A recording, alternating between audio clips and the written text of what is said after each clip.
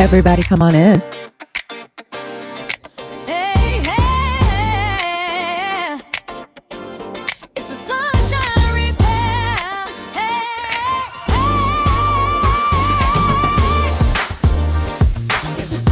It's a sunshine report. Everybody come on in. Hey, Kiki Gibbs. How are we doing? Y'all welcome.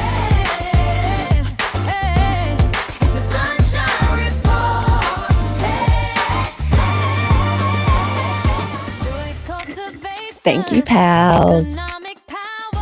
Y'all come on in. I'm so happy to be here today. What do we have? Ooh, let me change some of these goals. These are interesting looking.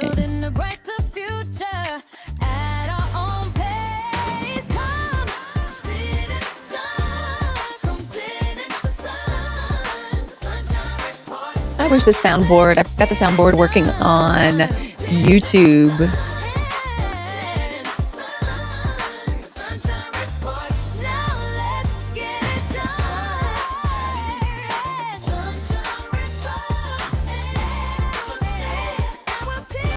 All right. The music sounded so crazy when I started right there. That was weird. Let me give it a hot second to catch up. How's everybody doing? Y'all welcome. Come on in. This is the Sunshine Report.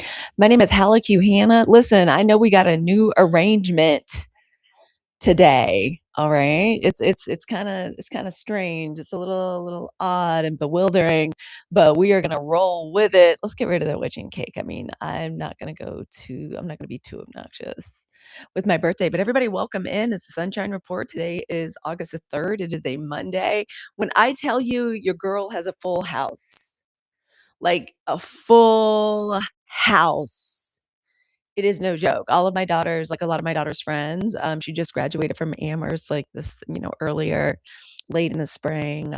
She started her new job like about 6 or 7 weeks ago, and like 4 of her friends from Amherst College and friends from the track team, her boyfriend, have been here since Thursday. So I have got a full house of young people, and it is just the best. Everybody welcome, come on in. We have so much to chit chat about today. Good afternoon. This is the Sunshine Report. My name is Halicue Hannah. I am your friendly neighborhood thought leader, podcaster, thought and imagination leader for Black women of the 92%, Black American women voters, the women that each and every election put democracy on our back and attempt to carry this nation over the finish line, into the progress and the future that we were promised. And just about every election, especially this last one in 2024, the nation turned around and gave us the finger, but that is okay. We have a way forward now. I'm not sure about everybody else. Let's do Groove Straw. That seems fun. Okay. I don't know what that is, but let's go ahead and do it. Hello to everyone that is joining us today. Please let me know where you are coming in from. So I am getting myself used to a new space. Now, those of y'all that are new here, none of this looks like, none of this looks strange or anything. But for me, this is a very different setup. I had to set up in our bedroom. I had to set up in our bedroom today, and get everything set up. So thank you all so much for your patience. I appreciate you. Thank you for sharing out the live. Thank you very much for liking the live. I'm so glad. I'm so glad you're here. How's everybody doing? Pals, it's good to see you. Kiki, good to see you. Hey, Lion Lady, coming in from ATL, Atlanta, Georgia. I'm going to be in Atlanta, Georgia on August 15th for the National Association of Black Journalists. I'm going to be sitting on a panel with this is my favorite podcasters, Rod and Karen from The Black Guy Who Tips. Two of my faves, like they got me through COVID. Also, does everybody like the nails? Okay. Thank you, Soda, for the wishing cake. Soda. So we just got some news. It looks as though the Launch Your Income agency, my creator network agency that is headed by Dr. Lisa, she's our fearless leader. Looks like Dr. Lisa's going on the road. She's coming to SoCal. I may try to fly down there and meet y'all. She might be doing an in real life meetup. So it looks like our first 92% meetup might actually be in LA. If Doc wants me to co-host, that sounds fun. I'll totally fly down there for a day. I'm saying yes to everything. Y'all know I'm also going to CultureCon. Going to CultureCon and I'm so excited about that. Like going to CultureCon in Brooklyn, New York, October 3rd through the 4th. We're going VIP too. It's not. I said, you know what? We're gonna do it. We're gonna go all the way until they invite me to speak. Might as well enjoy the experience. I look forward to seeing pals. We will definitely do a meetup, an in real life meetup there. I hope everybody's doing well. Welcome. Come on in. Beautiful, bold, brilliant Black women of the 92%. My name is Halicue Hannah. I'm so happy to see everybody. I am the host and the creator of the Hey It's Halicue podcast, the Sunshine Report. I love coming to us in the morning live. This is our morning politics, joy cultivation, and intellect briefing and intelligence briefing for Black women. Welcome. Come on in. Y'all give me a hot second. Let's see what all we got going on here. We have tons we have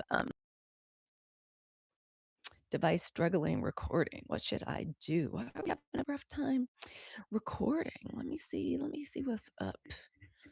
Let me see what's up, y'all. I hate to have to start the live over again, but my computer might be tired. I got a lot going on with this. Let me just make sure I don't have a lot of stuff open. I don't think I do. And welcome to everybody from wherever you're beaming into us from. It says new recording track created. All right. We're going to keep going. It says we're still recording. So we're going to keep on going. Nope, it says we're still going. So we're just going to keep on going. Thank you all so much for sharing out the live. Hope everybody is doing well today. How was everybody's weekend? Mine was busy and a little bit exhausting. Like after COVID, y'all, I didn't do a whole lot of entertaining or having a lot of people. I found out that like I didn't really love doing a lot of the cooking and entertaining and stuff I'd been doing for like a long time as, like soccer mom and just kind of member of the community. I would make all these like big Southern meals and invite a lot of people over. Girls were, full time, full on their soccer and sports. So there were always like people over. And over COVID, I figured out, oh, I don't really like doing that shit that much anymore. Like I've been cooking since my mom got divorced when I was like 9 years old and like taking care of a house and like all of that. Good afternoon, teas and jeans. Y'all welcome. Come on in. I'm so happy everybody's here. Welcome. Happy Monday. Hey, Kay, the sweet realtor. Nice to see you. Everybody welcome. Come on in. I was trying to play a little music for us. I feel so jealous. Happy Monday. Hey, Midwest. Oh my gosh, I'm so glad everybody's in. Y'all, we have a lot to talk about today. I am so thrilled to chit chat with us today and to finally get some kind of normalcy, like trying to do live. And the reason it's been like a little off is because my office is in the TV room and in the guest bed, or if something's going on in the TV room, I can go into the guest bedroom. But I think it's kind of weird to go live like from a bedroom. Thank you for reposting, Kay. I appreciate that. Thank you for everyone that is joining us, whether you're joining us from Substack, TikTok, or YouTube. I'm so happy you're here. We have something very important to talk about today. Okay. I'm gonna do my best to keep an eye on the committee. Thank you all for y'all. Thank you all, first of all, for liking the live, subscribing to the live, like sharing the live out. If you were over on the Clock app, y'all know what I love the most. I love the daily heart means. That means, hey, Miss Betty Boop. Betty Boop is Black. Just want to remind everybody to get started. Y'all welcome. Come on in. I'm so glad everybody's here. Let me get rid of that. Viewer wishes. I may switch up viewer wishes. Y'all need to let me know if there's something like really fun or cool you would like for me to do on viewer wishes. Oh, I see some go populars. Thank you all so much for pressing the like button, tapping your screen, like activating the room. The second we get to 10,000 likes, we are going to jump into our topic. And our topic is huge. It is so huge that it is transforming in the best way. I swear, y'all, like our blueprint, our 92% movement, it's building itself It's not just us, like, doing Black Girl Podcasters too. Hey, Yvette. It's not just, the sunshine directory.info. As always, I wanna remind you, if you know of a Black woman's business, if you are a business owner or you do or provide a service, please go on over to the sunshine, directory.info and put your information there so we can feature you, especially if you're a member of, our super family. Like, go do that, but I swear the movement is building itself. It's evolving, like, on its own. Thank you, pals, for pinning the Sunshine Director. You all make sure you go visit, and add your business. Midwest, thank you so much for those Go Populars. I appreciate that from the bottom of my heart. Y'all, the movement is building itself. It's like it's kind of growing out of control, like, on its own, and I'm so happy, especially as we gear up to the midterms, y'all. I've been spending a lot of time this weekend while the house has been kind of upended because it's like 4 more grown ass, like, and they're not kids, like, they're adults, like, they've graduated, like, they're starting jobs and, like, law school, and it has been, like, the joy of my life. And it's so happy seeing my daughter's friends from college here, but, everybody's down in it, I got the house is full, so we got people sleeping in the guest bedroom as we're supposed to, in the TV room with pull-out couches, so I am up here and it's kind of thrown my regular, like, live schedule off, but it's been the best because the house is full of just this young Black woman energy. It's just the best. I just come down in the morning, everybody's in their little bonnets, little skin, just glistening, gleaming. They're just as funny, and I'm like, "Well, what have we have here?" Like, "Oh, hey, KJ." Um, it has just been the best. So it's thrown things off a little bit, but that is okay because the house is full of Black girl fabulousness, okay? The house is full of, like, Black girl excellence, and I am thrilled. So if they want me to cook, I'm cooking. I make gumbo. Yesterday, Hallie's boyfriend, the lanky Libra's boyfriend, cooked one night this delicious pasta dish with, like, whipped ricotta, so I've just been going with the flow, and so since that's a little found time, not going live, one of the things I threw myself into, and I'm gonna be talking about a lot, is the concept of weathering. Can y'all let me know in the chat whether or not you've ever regarding Black women. Hey, Rita, regarding Black women, have y'all ever heard of the term weathering? Weathering. Y'all let me know. Give me a thumbs up if you have. Yes, you have, KJ. I have always suspected that we have been right about everything. If you haven't, like, heard of it, we're gonna deep dive into it. After spending the weekend reading Dr. Arlene Hieronymus's, groundbreaking research on Black women and weathering, KJ, it makes me angry too. But I feel so hopeful and happy because of what I've read, weathering. It is the how let me read it to you. Let me give you an actual definition. Weathering. It's our scientific foundation for everything that we're doing as Black women politically, all right? Um, weathering. Weathering is the cumulative Black women suffer this and deal with this. This is referring to us. It is the cumulative biological toll of chronic exposure to racism, sexism, economic insecurity related to said racism, overwork, and constant vigilance in a race conscious society. Let me read that to us again. Weathering, the scientific foundation, weathering.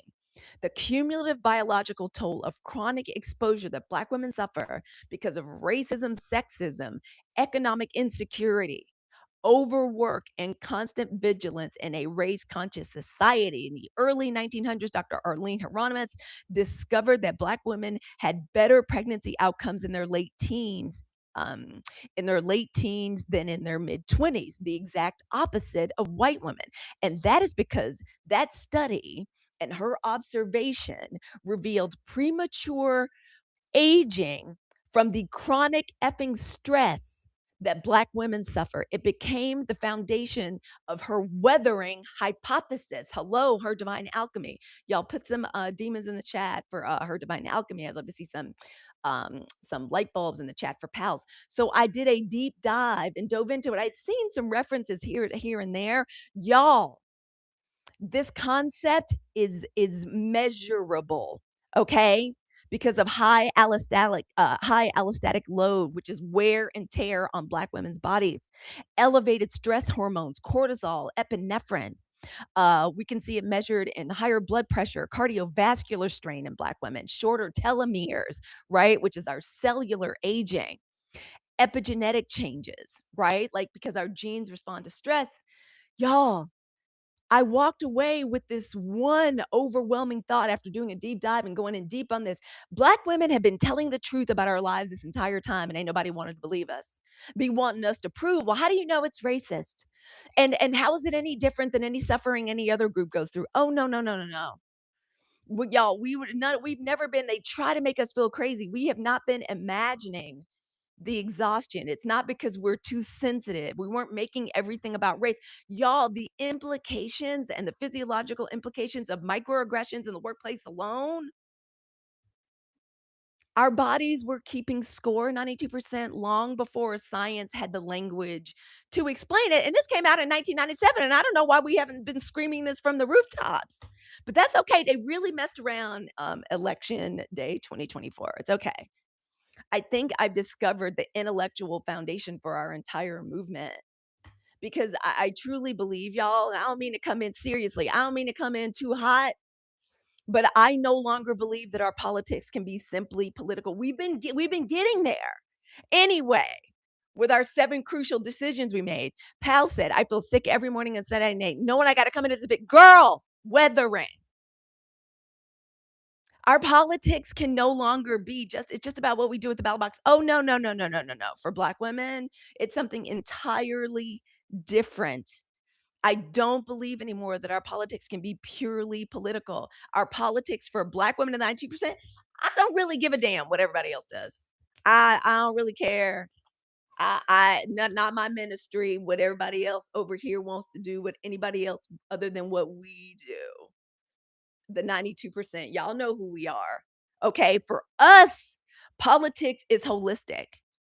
And when politicians, we're already the powerhouse of liberal politics. Y'all already saw Hunter came out, and I'd be like this with the Bidens right now. Sometimes I'd be like, I don't know if it's really time for y'all to be out here. Y'all know Hunter came out and said full throatedly, Black women are the base of the party and the power of the party. We are that our demographic is one that's not to be effed with.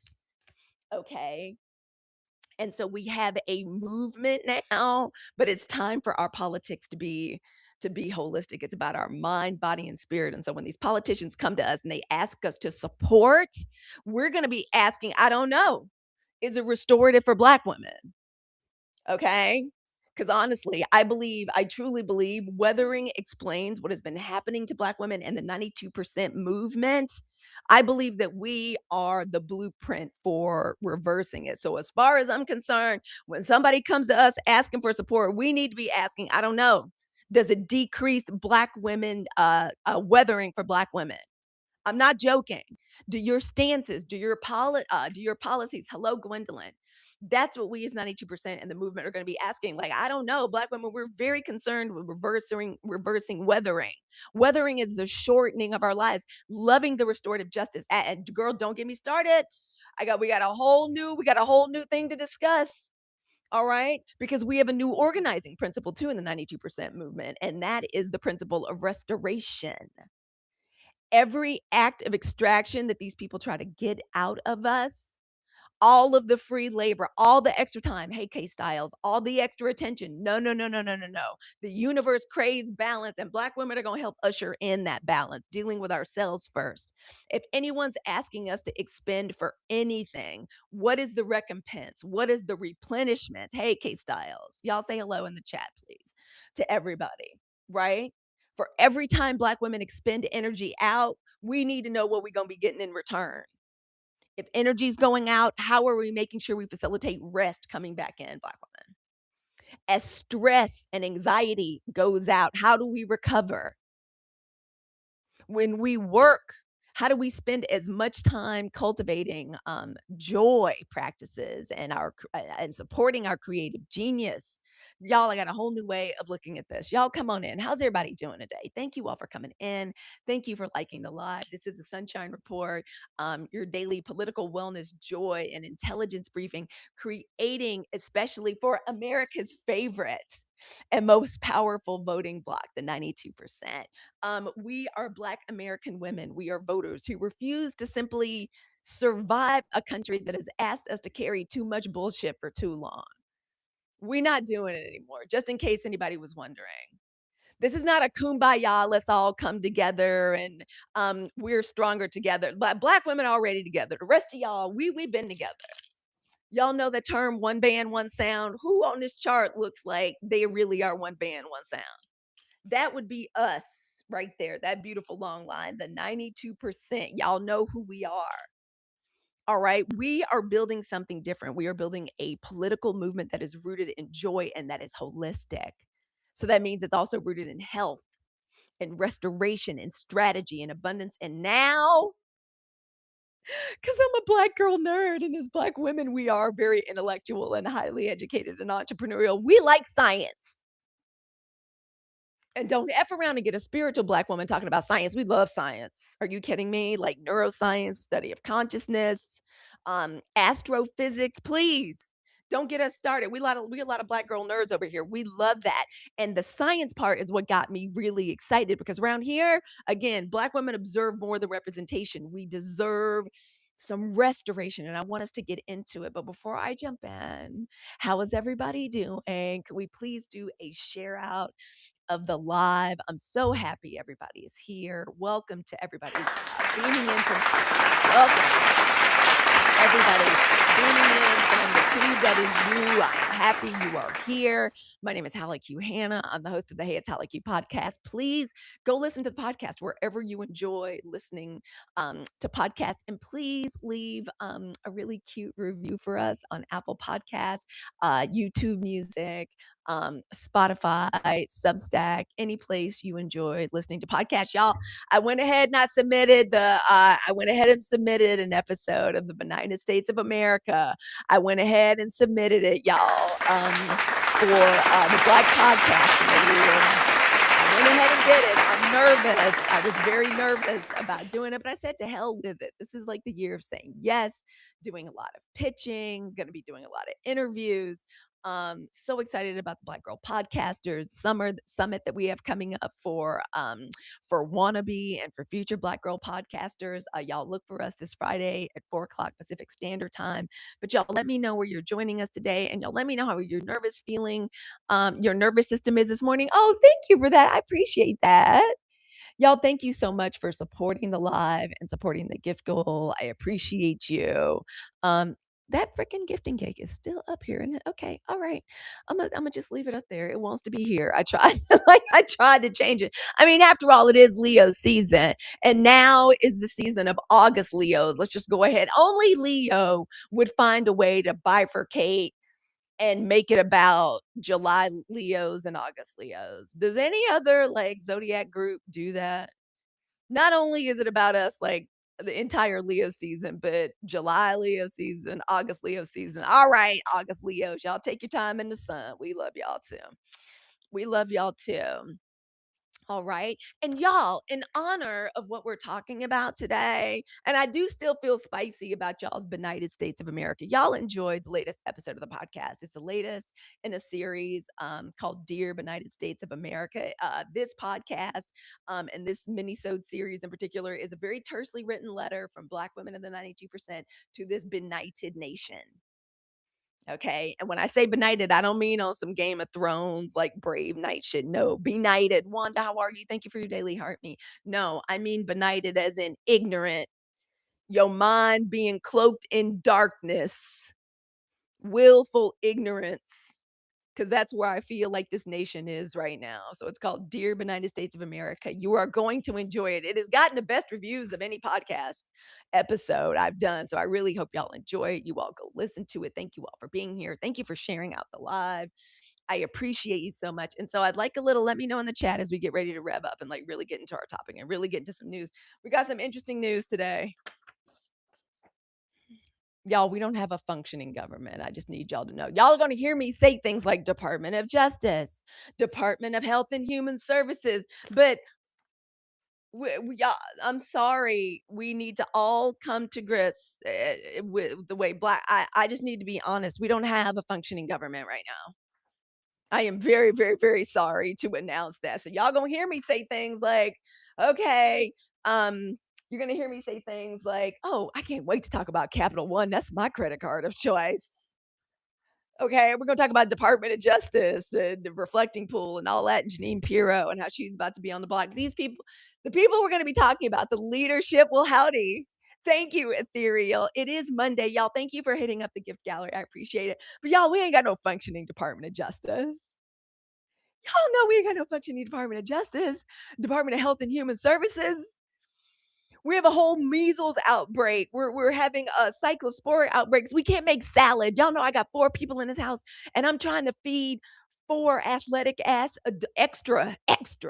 In addition to the athletes I already live with in this house, Coach Dad, Lanky Libra, Scary Scorpio, her little Lanky Libra's boyfriend's little buff little rugged player, little rugby player. So I got 4 more athletes in this house and can't serve nobody salad. I live in Northern California. I don't even know how to eat without access to a salad. I've been having to go back to old school. I'm like, well, how we make English peas? Okay, I guess I'm sauteing a hell of a lot of green beans. I'm getting real creative with all these other green vegetables. But this is just California. If I can get a smoothie or a salad, what the hell is going on? Seriously. I have a right to a salad living in California. That's one of the reasons we pay all these sky high property taxes. That's why the cost of living is so high because of this outless good access to like fresh fruits and vegetables. You could be you in the middle of downtown San Francisco or on your like on your way to the airport. You got access to fresh fruits and vegetables. People selling oranges, raspberries, pistachios, tomatoes, cucumbers. This little farmers market. Don't people in Northern California don't love nothing more than a pop-up farmers market. There was a whole farmer's market 2 blocks from my house the other day. I was like, all I gotta do is wish for it and it appears. I ain't even gotta go to another town for the farmer's market. 2 trucks pulled up. There's a little micro farmer's market just 2 blocks from my house. Across down the street from the library. Hey, 92%. Come on in. Y'all welcome. Hey, Mimi B. Welcome. Come on in. I need everybody to answer a question in the chat because we're talking about weathering today and how it fits into our movement, our 92% movement, and how Black women politics is about something very different for us. Y'all know the day after the election 2024, what did we say we were doing? We were resting in response to all political questions. We were starting to go holistic with our politics back then. And do we have a was that a gift gallery? Y'all, thank you all so much for supporting the live, for supporting the gift gallery. I appreciate you all for attending to it. I appreciate it. Thank you all for being here with me. I need everybody before we jump into our conversation, and y'all welcome. I'm so happy everybody's here. When was the first time you realized the stress wasn't just emotional? Thank you, pals. When was the first time you realized stress wasn't just emotional, but it was physical? I realized it very early on as a young girl. One of the things that I still work on now, y'all, is sometimes I kind of sit here with my let 2024. KJ said 2020. Girl, I don't blame you. Seriously, 2024, we were all ducking and covering. It was crazy. Seriously, we felt like we were all under it. We were like all under attack. 2024 at the ballot box. It felt insane. Seriously, every day we wake up. Girl, a panic attack at work. Do y'all know that there are some it's been a minute since I worked in an office, and that's when I know I need to make changes. Yeah, there's still some mornings I wake up still feeling like I'm on my way to get started with an hour and a half commute to go to a job I hate. Run by women because I worked in big nonprofit, but you would think that, oh, you're working with women around women's issues. Oh, no, no, no, no, no, no. The microaggressions just never stopped. Like never, never, never, never stopped. And some mornings I still wake up. We're still like dealing with the epigenetics of slavery. This is all it's all slavery, waking up, feeling dismal, miserable, like we're on a hamster wheel. It makes absolute sense. Weathering, yes, the constant feeling that we have to prove ourselves. Thank you. We're going to be talking about this in depth. So tell me, when did you realize your body was carrying something your words could not explain? We're going to be talking about it in the comments. You are not alone. You ain't never been alone. We've been right this whole time. 92%. We've been right this entire time. And y'all, thank you so much. If today's conversation resonates with you, thank you for liking the live. Thank you for subscribing if you're new. I want you to listen to Hey, it's Halicue wherever you get your podcasts. Thank you for leaving a review on Apple Podcasts, especially. I'm still giving away gifts from Black women owned businesses for some of my favorite reviews. And don't forget, I want you to visit the Sunshine Directory and support a Black woman owned business this week. Economic restoration, girl, workplace bias. Yes, we're going to get all into it. Economic restoration is part of healing too. So don't forget to swing by the sunshinedirectory.info. And y'all, come on in. Everybody, come on in. Let me see what's going on here. I want to make sure I see everybody. So, y'all, today, before we get into the news, we have a lot to talk about. We're going to be talking about y'all stunt queen and chief's refusal to call for Max Miller's resignation. We're going to be talking about is looking like Blanche, the two Republican senators. It was Cornyn and who else?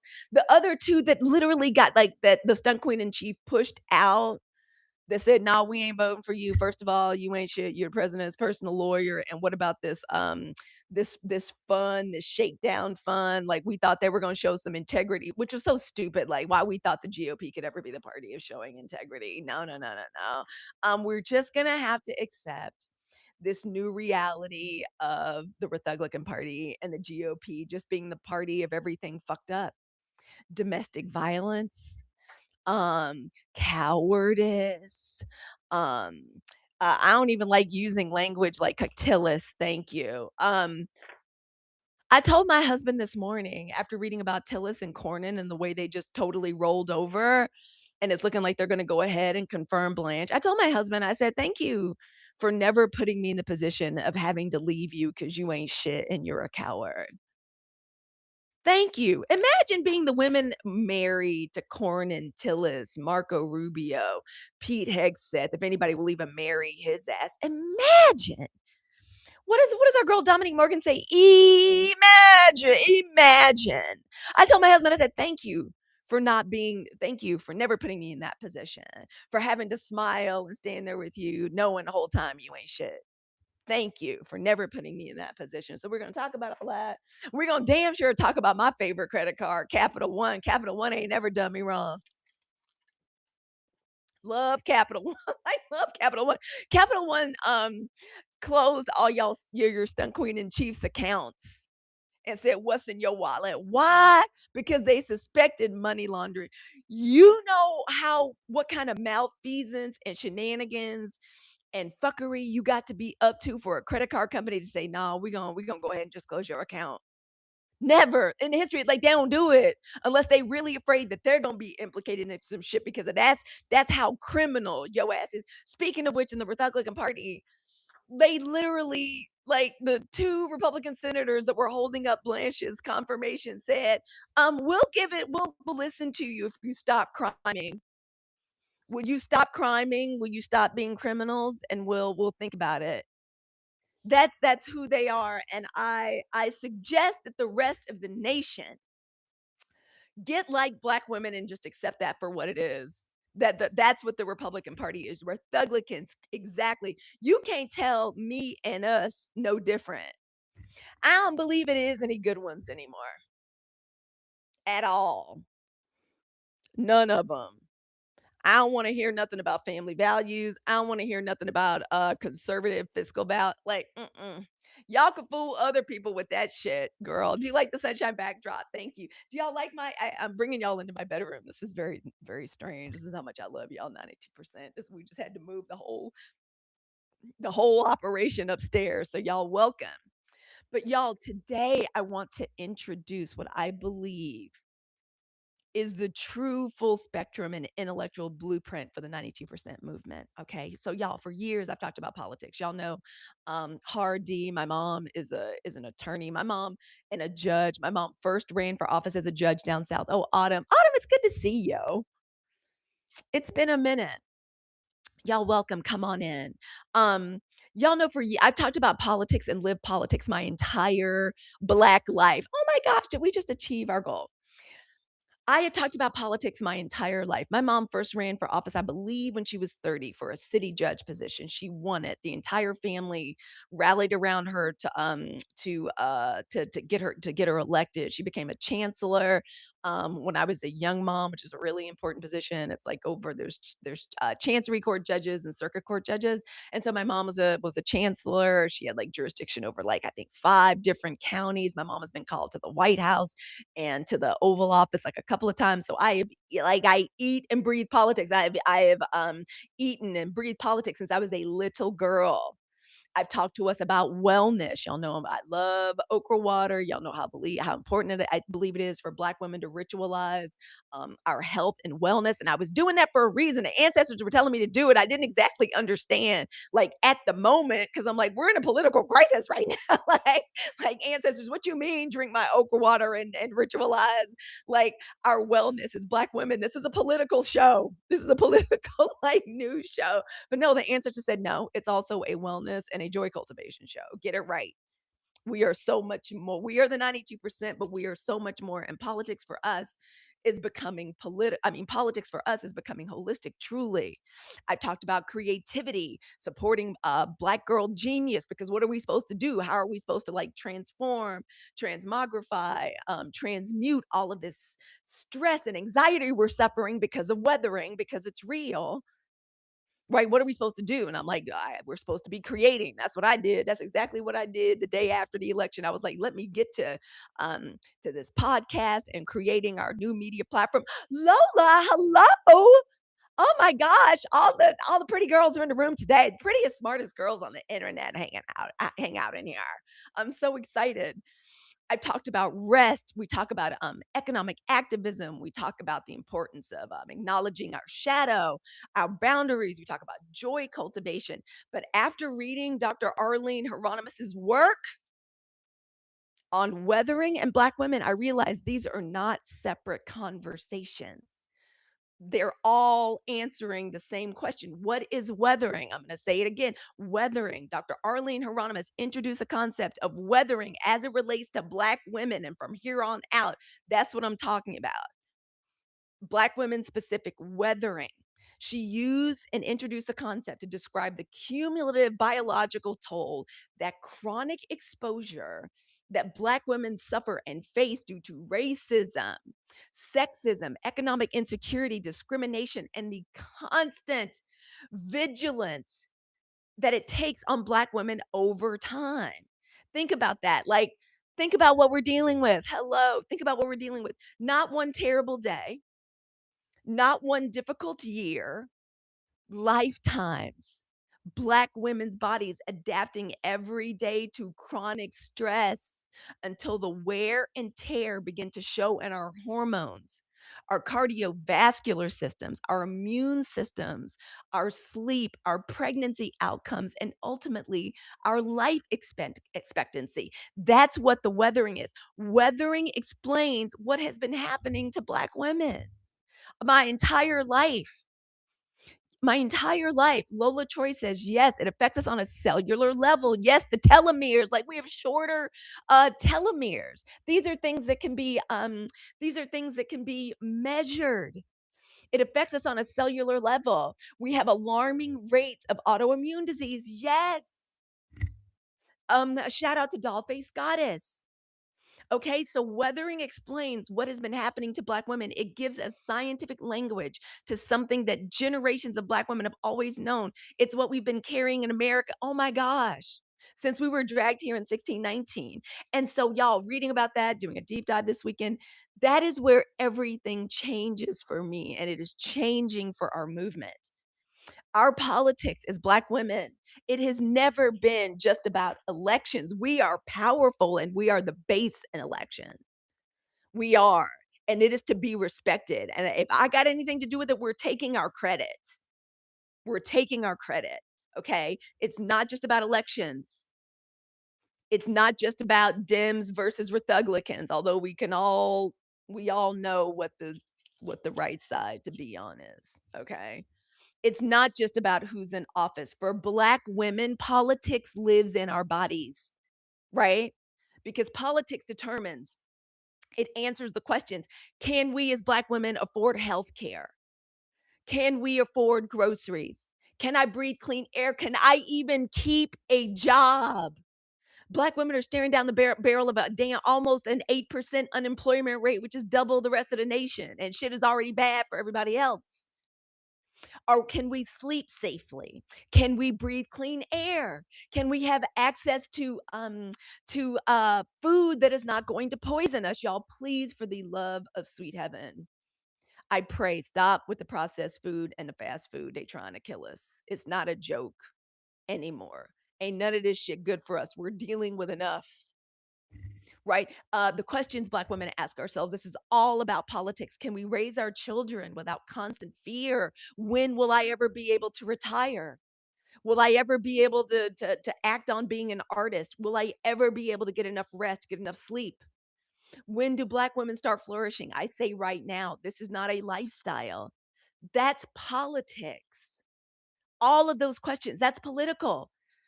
And if politics, because politics is what's producing the weathering, the racist policies, the Christo nationalism, the fascism, the authoritarianism, the like pushing us out of our like destabilizing the Black community by destabilizing Black women's economic power and might, by removing us from gajillions of safe, good federal jobs. Right? If politics produces our weathering, then the politics that we choose as Black women moving forward, we have an obligation, and the political party, the candidates that we support, we have an obligation to ask them questions. Like, this is what we as Black women, politics affect our bodies, our mind, bodies, and spirits. So what are you going to do as a candidate, as a party, to reduce it, to reverse the weathering? That's our new framework, 92%. That is our new framework. Okay. That is why I'm saying today, the 92% from now on, this is what we've been doing. It's what we've been doing since election day in 2024, right? We are going to be practicing holistic politics because we don't separate public policy from public health. Right? We don't, all of the science proves it. Like, we don't get to separate democracy from our nervous system. So when people say dumb shit, like, can't you put like race shit aside as Black women? No, no, no. And also, fuck you for asking. Just on behalf of Black women in the 92%, I need for the rest of the nation to know, because I know this might be a little bit jarring for y'all, and sorry, not sorry. But no, we can't separate the public policy from our health. Right? We can't separate the democracy from our nervous systems because we are stressed the fuck out, drenched in cortisol and epinephrine. Our lives are being shortened. Sorry, we're suffering from chronic stress. Like Lola just said earlier, and shout out to Dollface Goddess, who was an advocate, who was an advocate for Black women suffering disproportionately from autoimmune disease. Yeah, don't ask us to like separate the conversation. F y'all. Just listen to what the fuck it is we're saying. We're the power players on the board, and it's time for everybody to start listening to us. And the ass kicker is, if Black women are demanding it, if we're saying, no, look at this. No, we demand answers on this. No, we demand to know what your policies are on this, because it affects like our maternal mortality rates, our the way we suffer disproportionately from autoimmune disease, the way it affects us on a cellular level. Okay, the way it has destroyed our nervous systems, the way these policies have kept us impoverished, that keep us from pursuing our education and our degrees, or our children from doing so. We deserve to ask the question. People are gonna have to listen. Thank you, Gwendolyn. They're gonna have to listen to what the fuck we're saying and just get the fuck over it. Yeah. Okay. We don't separate voting from flourishing. And that is what Black women are demanding from now on. We demand to have political conditions set up for us to flourish. We're asking a different question than everybody else, and we don't give much of a shit anymore. We deserve to get to ask special questions because look, We're the baddest bitches on the board. That's us. That's black women, black men right behind us, although they need to improve a little bit. And I'm projecting that they will in this next election and midterms coming up. I'll be very interested to see how we turn out. Okay. So yeah, we're gonna be asking different questions because we're just more special. We've done the work and we show our work as 92%. Okay. So yeah, we're gonna be asking some different and some very special questions. Um, a lot of political movements ask, like, who should we vote for? The 92% from now on, black women voters, us. We're going to be asking, will this reduce weathering for black women? And if people don't know, thank you, Miette. And if people don't know what weathering is, we'll educate them. They're always wanting, educate me about racism. Now we're going to educate you about this weathering and what we deal with and what we suffer. Thank you very much. That is the question black women of the 92% are asking. Will this reduce weathering for black women? Every policy, every freaking candidate from, and I'm not playing y'all because y'all know a lot of us, we know it's important to be involved on a local level, school boards. I'm gonna be doing some work for this little trio of candidates we got running for the school board in our little town. I'm 100% on board because I plan on asking them questions about their policies and will their policies reduce weathering for black women. Seriously. City councils, school boards, those are the questions we are asking. Okay. That's what we're doing. Every candidate, every budget. Thank you.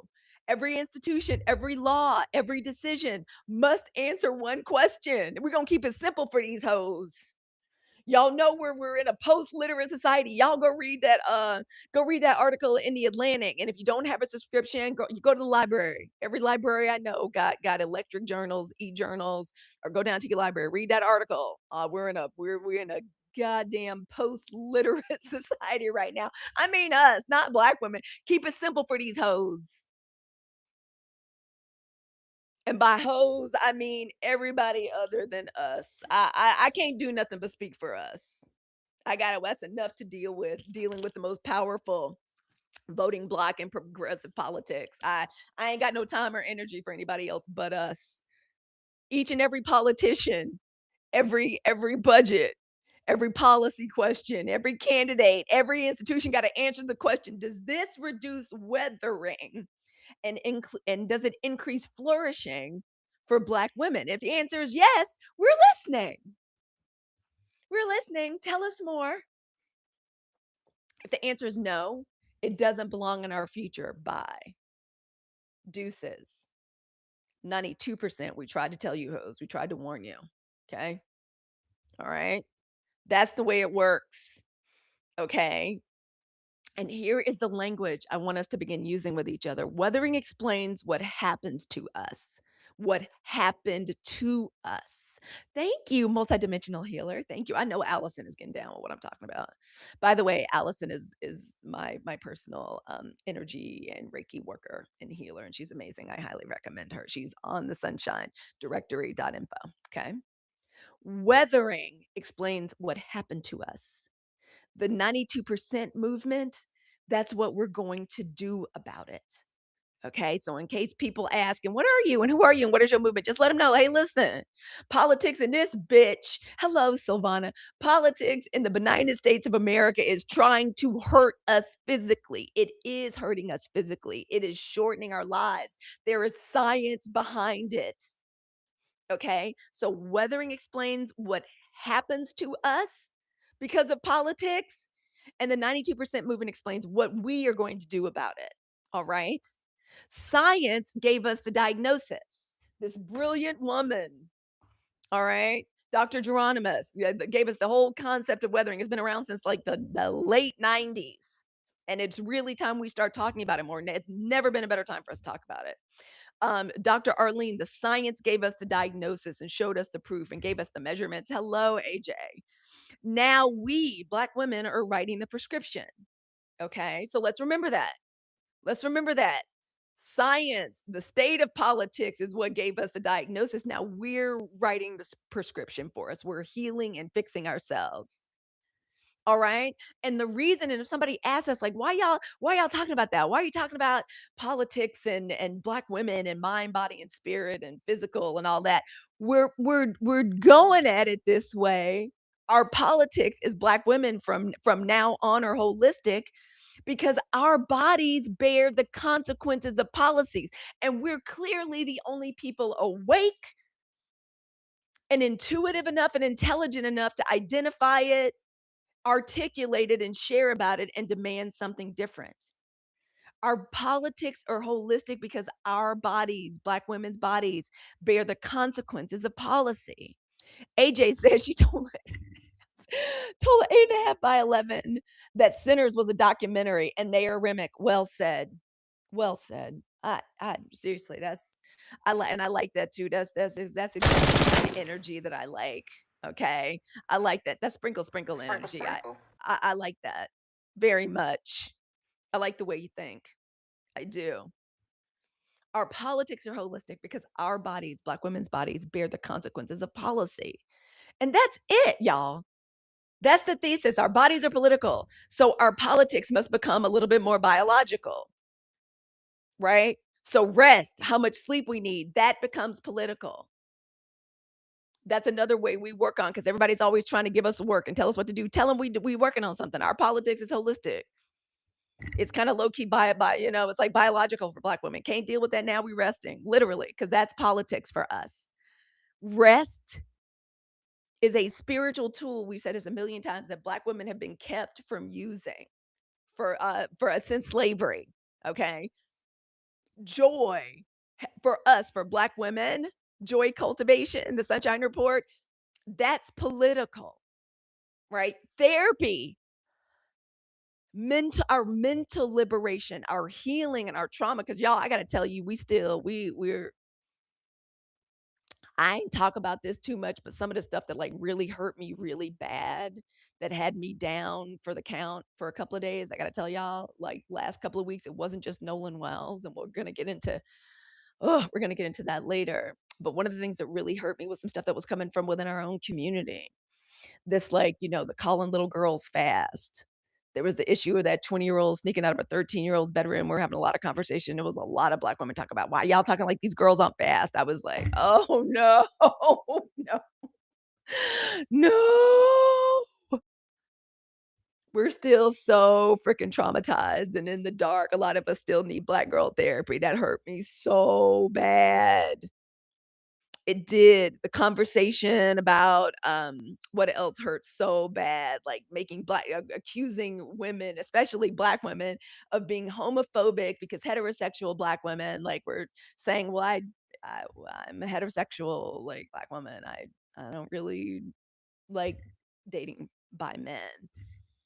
So then bi men get into this, start talking about how black women are homophobic and this is black. And I was like, God damn, like we can't catch like black women, we cannot catch a break. A lot of us still need the therapy and the healing. That's okay. The 92% movement provides space for that. I told y'all my therapist had to graduate me for therapy. I was hanging on, kicking and screaming. I said, "I'm not ready yet." She's like, "You're ready. We're gonna cover this. We're gonna cover perimenopause. And then I'm gonna set you free. You're ready to raw dog life." Best thing that ever happened to me. And always, and if you're a black girl therapist, oh my God, go list your practice on the sunshinedirectory.info, please. Okay. So therapy for black women becomes political. Our creativity, our creative genius becomes political, right? Economic ownership has always been political for black people in the United States. Our healing becomes political. If we weren't on the road and the verge to some amazing collective and communal healing as black women, as the most powerful voting bloc in progressive politics, like we've only been capable of doing it since like the November 2024 election. It's where the ancestors want us to go. It's what we all woke up collectively the day after the election, having decided that we were doing things differently. And first of all, we need a nap. Black women are exhausted. All right. These other political parties, the oppressors, the Republicans, the party of, and again, I just need the nation to get comfortable with this. You need to add maybe Other people in other groups are not gonna be able to get comfortable with it. That's not my problem. That's not Black women's problem. But I really need for the nation to understand that goddamn Black women are not thinking very highly of y'all right now. If y'all catch us giving you the side eye, it's and like, why are Black women with the resting bitch face? And it's because we're judging you. Ooh, United States of America, we are judging y'all. Y'all ain't been raised right, you ignorant, ooh. Y'all go listen to podcasts. It's because we've lost the last little tendrils of respect we had for you.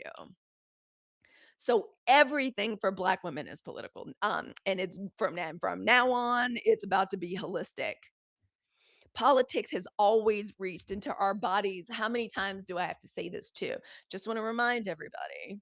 United States of America, they're trying to erase our history. You can't. We're not going to let you. Give it your best try. It's a huge waste of time and money. Y'all stunt queen in chief trying to do this. It's a huge waste of time and money. Just like that man painting, just spray painting statues, bronze statues all over Washington, D.C., spray painting them bright gold. Have y'all seen it? It's ridiculous. A whole lot of time and money is being wasted on trying to erase Black history. We're not going to let you do it. They messed around and gave Black women, Black people, but especially Black women and Black women, Gen X and older. Y'all don't, we got Beyonce's internet and AI now. There's nothing that can stop us. Okay. Ain't nothing that can stop us. Politics has always been something that has reached into our bodies. And now we're demanding that politics, politicians, candidates, institutions, if you want our help, you're going to have to show us how your policies are restorative for Black women. And this is, y'all, truly, it's why I believe the 7 crucial decisions that we made back in November 2024. It's why those 7 crucial decisions matter so much. They're not random ass self-help ideas, right? Oh, hello, Aaron. They're not random ass self-help ideas. They're anti-weathering interventions, right? Crucial decision number 1, rest. Rest interrupts exhaustion. Mental liberation, crucial decision number 2, interrupts hypervigilance. Y'all know just the exhausting, just always having to be on, always having to like check the scene. If you're a Black mother, it's time two. Always surveying the scene is what that little heifer said. Was she saying that because my daughter's Black? Because my child is Black? The way that teacher did that, is that because she Black? And for me, the answer is always yes, because like everything goes back to slavery. Everything is about race and politics. Uh-oh, y'all, I got a puzzle piece. Y'all forgive me. There we go. There we go. All right, I'm being asked to do it one more time. Okay. So mental liberation, that interrupts the hypervigilance we're having to deal with all the time. Thank you so much, Sharon. Y'all are really warming my heart with the daily heart means. Thank you. All right. Unlearning the grind, it interrupts extraction. People always feeling that they could take from us, take from us, take from us, just demand our time and our attention, our energy. When we practice economic activism as one of our main forms of activism instead of going to these stupid protests or writing these damn postcards, economic power, it interrupts like our vulnerability. So much of what negatively affects us as a community and like contributes to crime and dysfunction and abuse and trauma in our own communities has so much more to do with poverty than anything else. So the economic power, our economic activism, thank you, Silvana, it interrupts that vulnerability that we, especially as Black women, face, and they're trying to make us economically vulnerable. Best believe. The second the stunt queen in chief came into office, first thing he did was like, well, let's make sure we kick 300,000 Black women out of federal jobs. They went for us first. Our wellness rituals. So when we talk about drinking our Black girl vitamins, chlorophyll water, taking our Black girl vitamins, when we talk about drinking our okra, the sparkling okra water, the wellness rituals, getting enough sleep, the wellness rituals. Oh, which also feeds into economic activism, taking control back over our own like beauty rituals. I don't know. I hope y'all like the nails. Aren't those cute? I fixed some really cute ones. Going back to doing our own nail services, doing our own pedicures, like our own skincare. And if we're not going to do that, we're supporting Black women nail techs and estheticians and buying their products. The wellness rituals interrupt chronic depletion. Why? Because when you think about it, if black women, 92%, we're the powerhouse, we're the base of the progressive community, who has a vested interest in keeping us exhausted? If we're the engine, who has a vested interest in keeping us exhausted? The oppressor, the supremacists. Sometimes it even comes from within our own political movements. All right.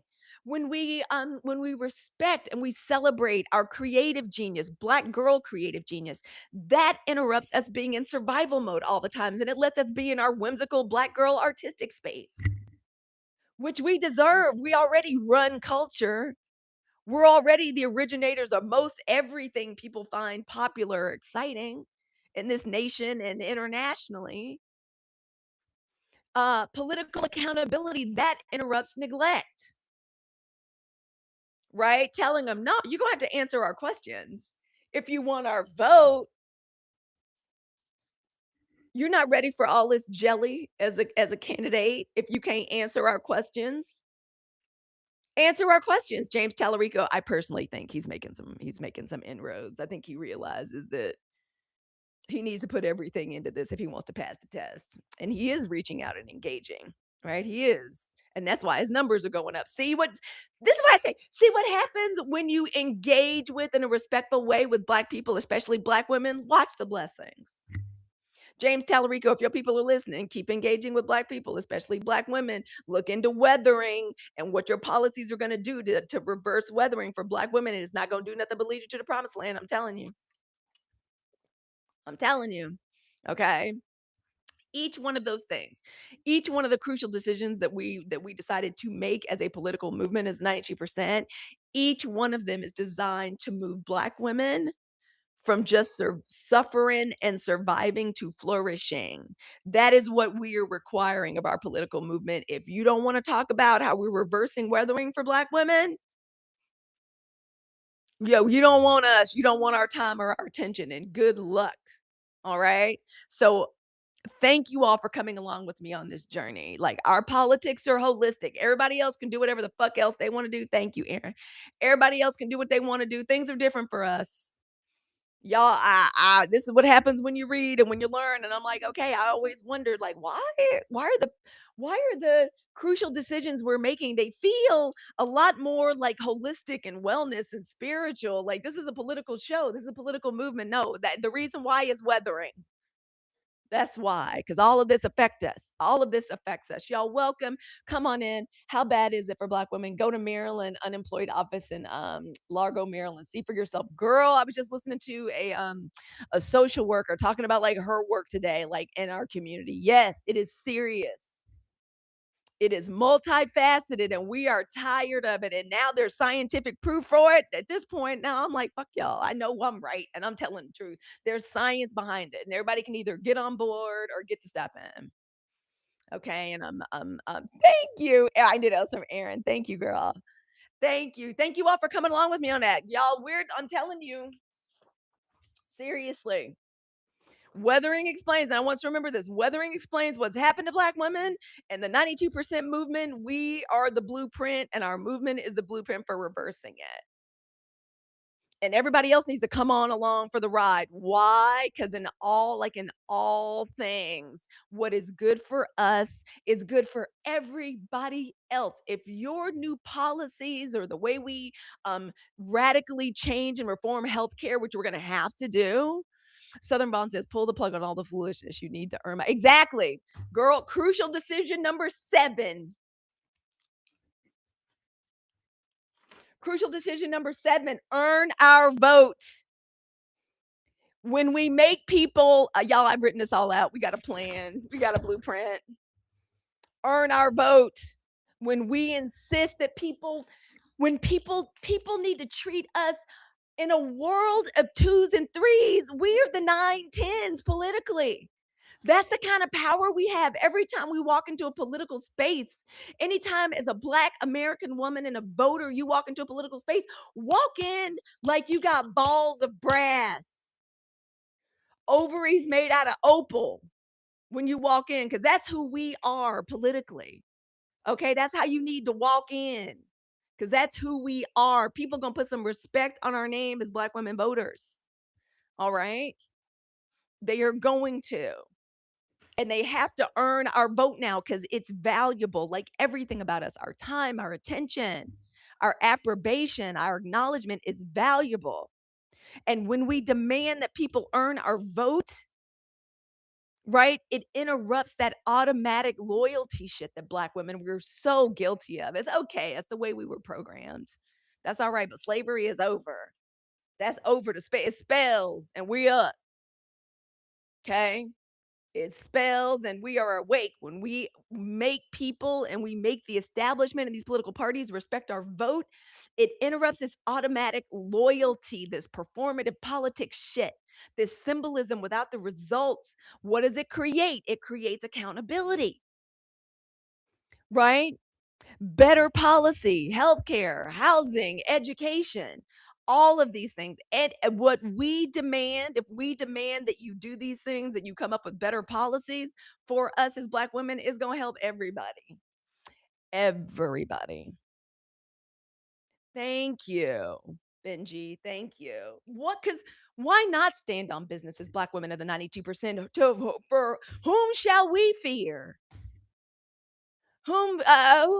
Seriously, we have endured. I said this in the latest episode of the podcast, the Dear United States of America.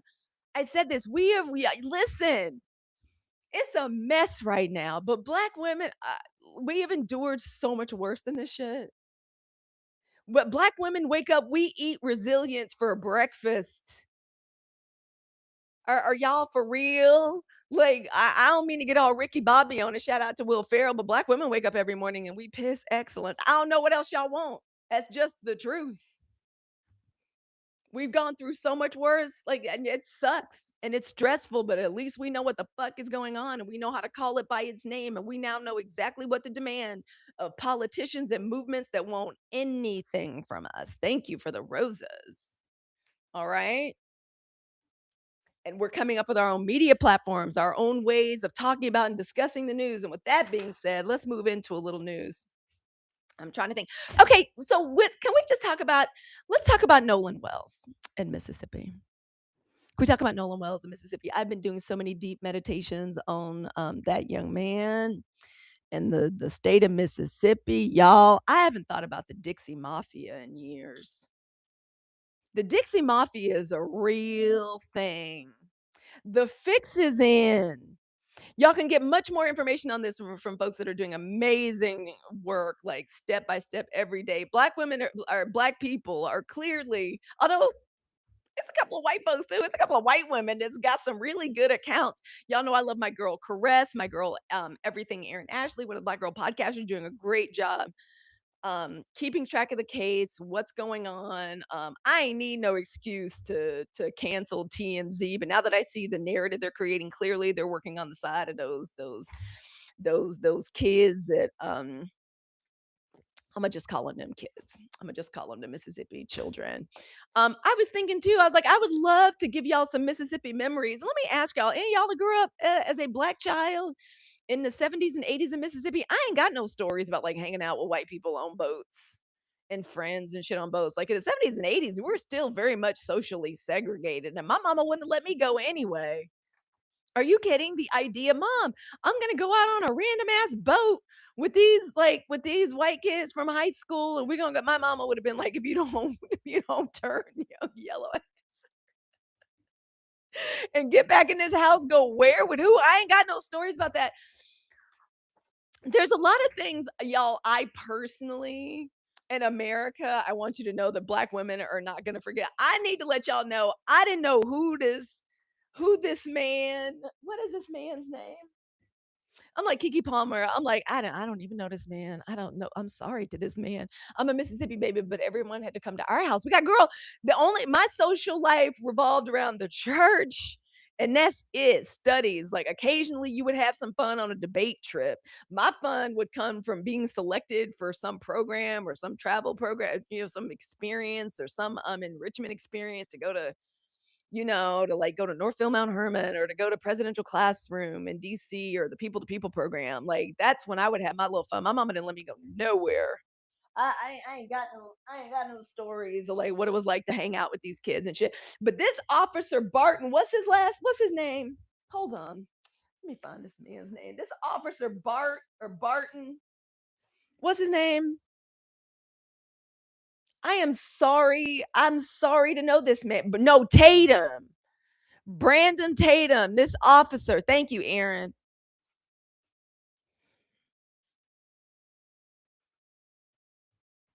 I was asked once not to use the term COON when referring to these Uncle Tom, as my mom used to call somebody like that a handkerchief head. I don't even know what that means. Mom, I have to ask my mom what that means. I don't even know what a handkerchief head is. I am. I love my home, the great state of Mississippi. That is where I'm from. I've been adopted by California. I've raised my children here, but I'm a daughter of the South. I'm a black woman from Southern Mississippi. And when you're born and bred in Southern Mississippi, and your people go back 4 and 5 generations in Mississippi, ain't no escaping Mississippi. It doesn't matter how my accent changed. It doesn't matter how I live my life or what I do that's different. I am a Mississippi girl. I am country. It's one of the reasons I love the Bay Area. It's because it's kind of low key country. I'm ready for the ancestors to take care of them. Yeah, I'm kind of ready for the ancestors. I believe are already taking care of what's done in the dark is going to come to the light, and the light is technology. The light is social media. Ain't no escape. I see you, Miami. What is done in the dark is going to come to the light. Mississippi and their old ways of doing things. They are not. They are. We're not prepared for technology. I'm sorry, they weren't prepared. I think what's about to happen in Mississippi, we're about to make the kind of great leap that was made in the civil rights era because finally we had newspaper, we had TV, and they're using the same language. Governor Tate Reeves is using the exact same language that the governors used during and the White Citizens Council asked leadership and representatives in government use this. These interlopers, they're literally using the same language. It's foreign interlopers. It's people from out of state causing trouble over the disappearance of this Negro. Like, it's too late. The case is already cracked. Cases I every day there's new news, but I tell y'all what, I didn't want to know about this Brandon Tatum. Uncle Tom had. Like I was saying, somebody asked me once, don't use the word COON or refer to raccoons because it's a it's a slur. Like white folks used to call us that. So don't use that term. So ever since somebody, and it was like an older black person that like told me that. So I'm a little hesitant to be just putting like raccoon gifts and shit of raccoons like tap dancing. But that's where my mind's at. That's where my mind's at. So I'm gonna just go ahead and call this Brandon Tatum person who I believe allegedly has been brought on board to be the online podcasting pump fake for black people. Let me let these children know. And children, the way it works with these groups of like white children, like down in Mississippi, the way it works is there's always that core group, the popular group, the ones that's running shit. Okay.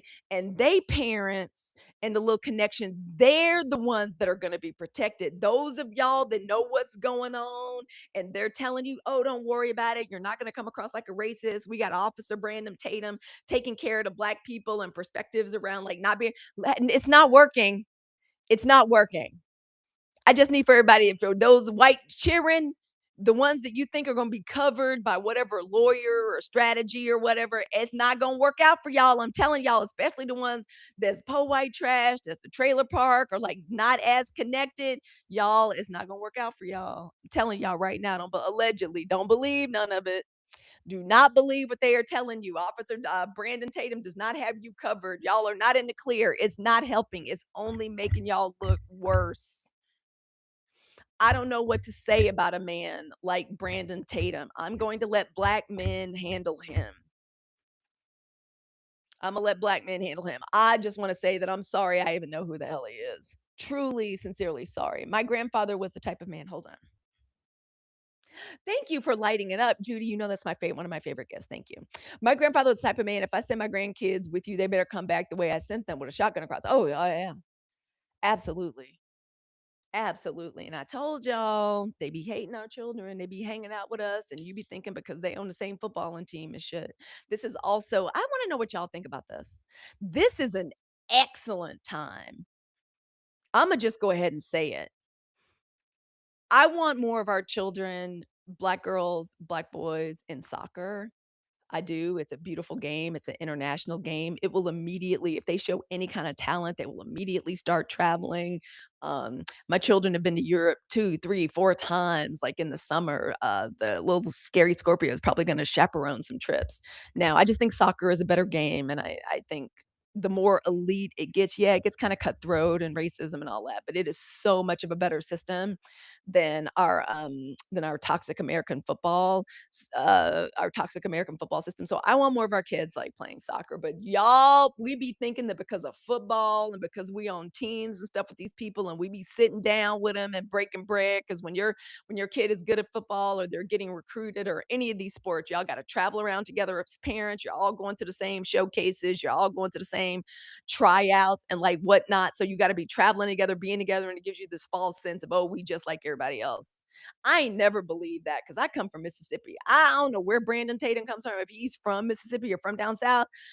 I don't know what he's talking about. I don't know what he's talking about. And honestly, I didn't know what the hell the wells, to be perfectly honest with you, the parents saying we don't see race, we don't see color. So you hang out in them circles, them little travel baseball, them little travel basketball, little travel football, little communities. You be thinking, yeah, like you be thinking everybody's the same. They're not.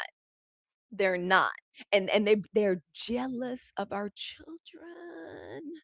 That spirit of jealousy and the hatred, like, associated with jealousy.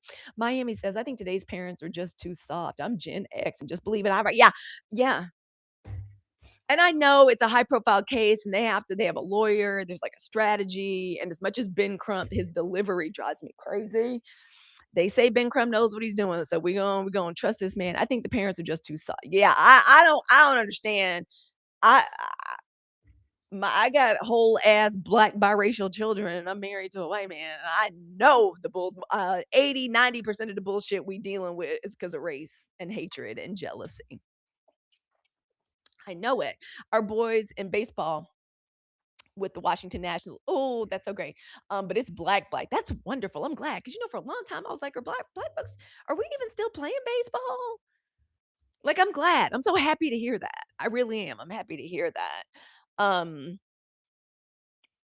I truly am, but I'm sorry I ever had to find out who Brandon Tatum was. And Imma leave that up to, like, black men to handle him. He's not helping. I don't know what the family is thinking by hiring him, thinking, like, he's gonna be the person that you send out to, like, take up for the boys. What's her name? Bob, what's her name? Nancy Grace already got him tied up in knots right out the gate. So, I don't know, it's like, Uncle Tom, I'm sorry to even find out, like, who that man is. DL is handling him good, good. One of my what else I'm mad at about in the news this week, especially considering, like, understanding now about weathering and understanding the emotional, biological, physiological toll that is being taken on Black women's bodies because of politics.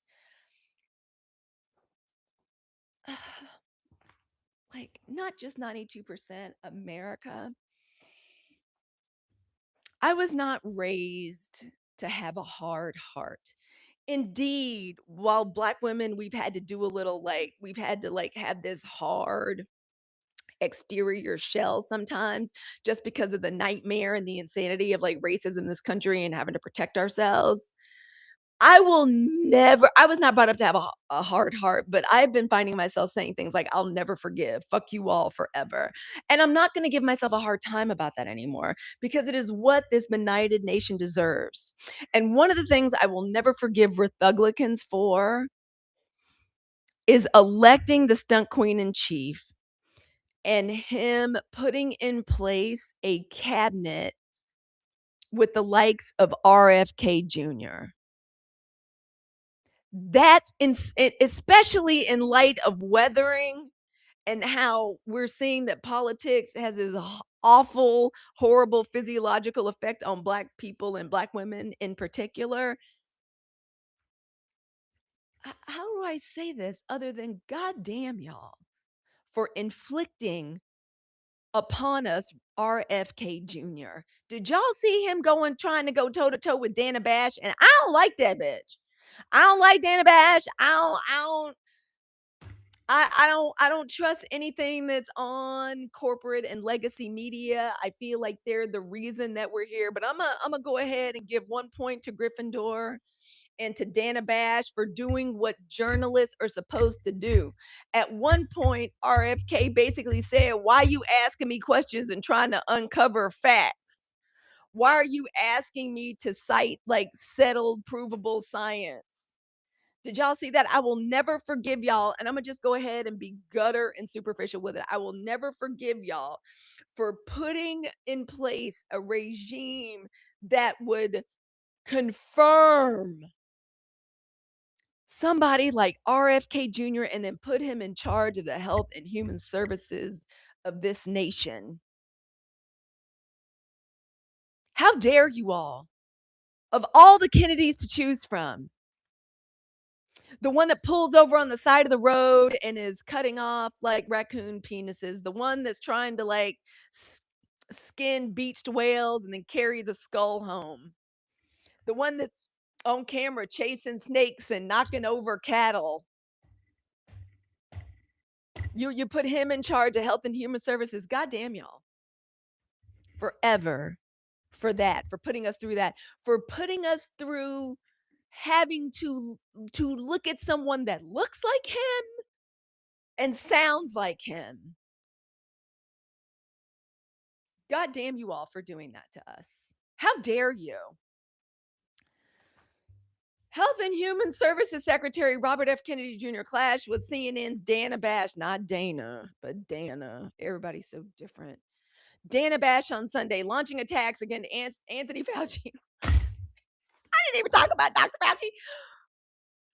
That's how bad things are. That's we got it because we got to distract from the Iran war. We got to distract from the Epstein files, economics in this country going to hell in a handcart, gas prices rising every day. Iran basically telling, I love it. Iran's like, whenever y'all stunt queen in chief gets out of here and lies and says, "Oh, we're talking." Iran's like, "No, we're not. No, we're not." Every time I'm like, every time it really it makes my little heart squeal with glee. Every time Iran's like, "No, we're not." They think we're still together. We're not still together. Stop to tell your mama we broke up. Tell your citizens we're broken up. Please. Health and Human Services Secretary Robert F. Kennedy Jr. clashed with CNN's Dana Bash on Sunday, launching attacks against Anthony Fauci. Like Dr. Fauci, again, Black women, we know about, respect, and understand and are able to comprehend science. Y'all leave Dr. Fauci and his diaries alone. Don't y'all remember the way the stunt queen in chief handled the COVID vaccine? Don't y'all remember we have folks that died in our families because of COVID? Nobody remembers that. Like y'all ever watch The Pit? Like y'all like think of the trauma that the nurses and the doctors in our families and lives like went through trying to get us through that pandemic. And the stunt queen in chief gave us Robert F. Kennedy Jr. Clash with CNN's Dana Bash launching attacks against Anthony Fauci and arguing that protecting constitutional rights must take priority during future public crises. Okay. During appearance, nobody remembers how dark and bleak that time was. Nobody remembers being trapped in the house with like your family and kids, us not knowing what was going on, and then realizing slowly who the fuck people vote. I can't believe another thing I'll never be able to forgive America is that after the way the stunt queen in chief in his first administration botched the COVID response, allegedly, sue me. I don't care. I believe they did. I believe they did. And that's back when it was still some somewhat competent people like working in that administration. Yes, good. Getting them together. I'm so glad. I will never forgive. Y'all don't remember the reason Biden got elected was because of the stunt queen in chief's like mismanagement. Y'all don't remember that man duck walking his ass, on the national podium, um, like, talking about bleach and UV rays and ivermectin. Y'all don't remember that? And now we need to, like, vilify Dr. Fauci. I don't know what's wrong. I don't know what's wrong with Republicans. They elected that man again. These are, again, things that I personally will never forget. Okay. During an appearance on State of the Union, the Bash herself described as contentious. I gotta give it to Bash though. She did. She was looking almost like a journalist for a hot second. Kennedy argued that Fauci, who served as the director of the National Institute of Allergy and Infectious Diseases, lifelong public servant and scientist during COVID-19 pandemic, was to blame for the millions of Americans who were sickened or killed by the virus. It's too foolish to even talk about. We're putting the emphasis on the wrong syllable. It's like an understatement at this point. It's so ridiculous to do this political theater, just sitting up, and y'all, I gotta tell y'all, I don't like it. AI slop is annoying, but I didn't that those AI videos, the Dr. Fauci pleading the fifth, 1, 2, 4, fifth. Like, yeah, that was that was exactly what that man should have done. Cause F y'all. Cause F y'all. I can't believe people don't remember COVID. Also, considering what COVID did to our kids, like, I can't believe we're wasting time dragging Dr. Fauci back on stage. If I Oh my god, if I was Dr. Fauci, I would've told all of them to go straight to hell. And again, I'll never forgive y'all for putting somebody like Robert F. Kennedy Jr. in charge so that I have to listen to his voice and hear him can't talk, and y'all don't talk to me about people's disabilities and verbal tics and shit. I don't wanna hear that shit. He don't give a shit about us or our kids. What's the thing he said about black children not too long ago? I forget what it was about how we're like how our DNA is different and blah blah blah blah blah and our immunity disease. Oh my god. Oh, being pregnant during COVID, girl. I can't even imagine. And here we are. But I enjoyed watching Dana Bash like handle him. All it did was let me know, like, America, not only are y'all benighted, y'all in danger. Ask him, Dana Bash asked him straight up, what are you gonna do to prevent future pandemics? Couldn't say nothing, just stuttering, sounding like a 1971 like Chevrolet Malibu trying to start up. He didn't have nothing to say. Mismanaging the COVID oh my gosh. Yeah. No, no, no, no, no. And that's all they do is pass the buck anyway. Yeah, and they said send our children to the farm. Fuck RFK Jr., the way he looks and the way he talks. And fuck you, his wife Cheryl, too. I'm never watching Curb Your Enthusiasm again because of that. All right. Todd Blanche, who wants the Todd Blanche, friend of the show, who desperately wants to be attorney general. Y'all just we gonna let just anybody be attorney general. The president's personal attorney. So under this regime, the attorney general has nothing to do, the Department of Justice has nothing to do with protecting the American people. It is a one-stop shop operation for enriching and protecting y'all stunt queen in chief. The rest of America needs to accept that the way that black women of the 92% do. We don't have a y'all come close, come close. Y'all know we don't have a functioning government, right? Y'all understand that, right? That we don't have a functioning government. Okay, cool. All right, just want to make sure everybody's still with us. And you all, thank you for liking the live. Thank you for sharing the live out. I appreciate it. Y'all know how we got into. Yay, we did. We got to our 100K likes. I want to see more subscribers. Thank you all for supporting the live and supporting the live goals. I appreciate it. Thank you all for your patience with me as I had to switch the scene up a little bit. And bring us and thank you Cinderella and bring the show to us from someplace different. I got a house full of people. They're so cute. I want to show y'all a picture of my daughter's friends. I can't. Can I show y'all? I'll show y'all at the end of the show during the gratitude segment. It's a lot of black girl magic in this house right now. It is. It's a lot of them. All right. All right. It looks as though those two senators, Cornyn and Tillis, have folded, even though the stunt queen and chief um, kicked them out of their races. The primaries they've been taken out, so they've been kneecapped and had they knees swept or whatever. So you would think that two emasculated Republicans like that would be out for some real revenge, but oh no, thank you. Oh no, they just went ahead and rolled on over. They're going to go ahead and go along with the confirmation of Blanche. The announcement appeared to appease their concerns. Blanche is saying he's getting rid of um actually, because y'all know what they were trying to do was to get us to look over here with the oh, what's the name of the fund? I forget the name of the fund. But basically, Donald Trump's like 1 point, whatever. I said his name. God damn it. Y'all stunt queen in chief. The two senators, it was Tillis and Cornyn, were saying, yeah, no, we're not going along with this like anti-weaponization fund, which was really just a slush fund that y'all stunt queen in chief has set up. The announcement appeared to appease their concerns as the two senators released a statement on Monday. I'm not in the habit of calling men beta cucks, but they're really just beta cucks, aren't they? Are they not? Seriously, is that not what they are? I think that's what they are. That's what I think they are. I'm sick of them. The announcement. He says he's nixed the anti-weaponization fund. Can you imagine? Like, we can't trust anything they say or anything they put in writing, but just his say so was enough for them. Okay. Blanche says the DOJ has nixed the anti-weaponization fund. With the rescindment, Blanche says he's formalizing in writing his testimony. Okay. I don't know why in America, why y'all believe anything they say is true is completely beyond me. Because what do we know? 92%. All Jake do is front and lie. With the rescindment, Blanche says that he's formalizing in writing his testimony before the committee that the fund would not move forward. He said that no members were appointed to direct the fund, no funds are transferred, and no claims were paid.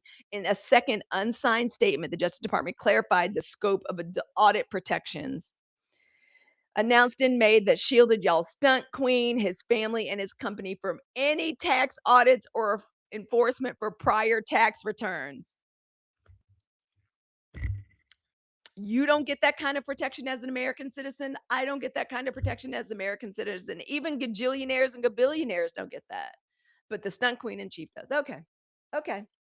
All right, they gonna believe him. Black women aren't gonna believe it. This is a bunch of bullshit. We not believing nothing. But what I wanted to talk about today was Capital One. Says Capital One went to y'all stunt queen in chief and said and went to him and said, "What's in your wallet? What's in your wallet? Stunt queen in chief. What's in your wallet?" Lawyers for Capital One. I like Capital One. Do y'all use Capital One? That's our family like credit card. Our main card. The backup is like a Wells Fargo. We like Capital One. Lawyers for Capital One on Friday asked a federal judge to dismiss a lawsuit brought by y'all stunt queen in chief's trust over its closing of Trump organization affiliated accounts. That means they debanked him. They closed his accounts years ago, saying it did so only after money laundering. Oh my God. Actual money laundering. Okay. Actual money laundering. All right. Got it. Asked a federal judge to dismiss a lawsuit brought by President. I almost said his name again. After y'all stunt queen and chief trust over its closing of Trump organization affiliated accounts years ago, saying most people would be happy to have a president as their client. Oh no, not Capital One, because of the criming. Because of the criming and the criminality, folks. They were doing an investigation and it looked like money laundering.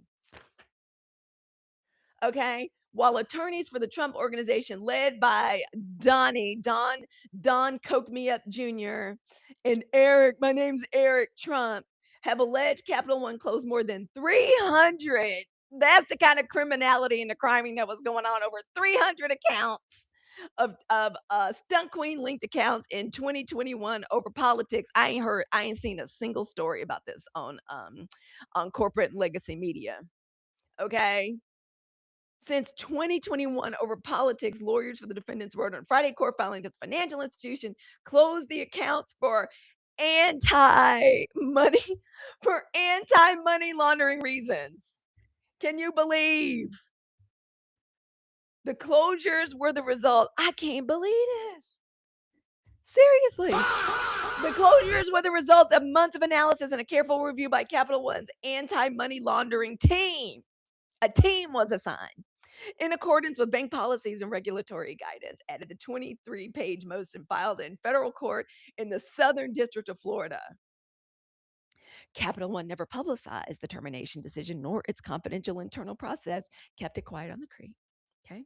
Nor its confidential internal process giving rise to the closure, and it permitted plaintiffs several months and granted several extensions to find new banking services. Capital One says you can do your banking anywhere, but you can't do it here. You're gonna have to get the fuck out of our face because we don't need these problems. Ain't that about a bitch? Which they did. The Hill has reached out to Capital One in the trunk.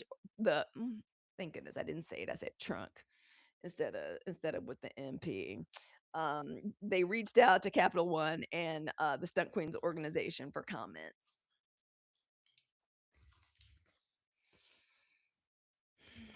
And with this one last story, and I know it's some people that be in here looking and listening, and you're not, some of y'all are aligned. Thank you, Mama. Thank you for being the title gifter. I appreciate that. Y'all, thank you for visiting my gift gallery.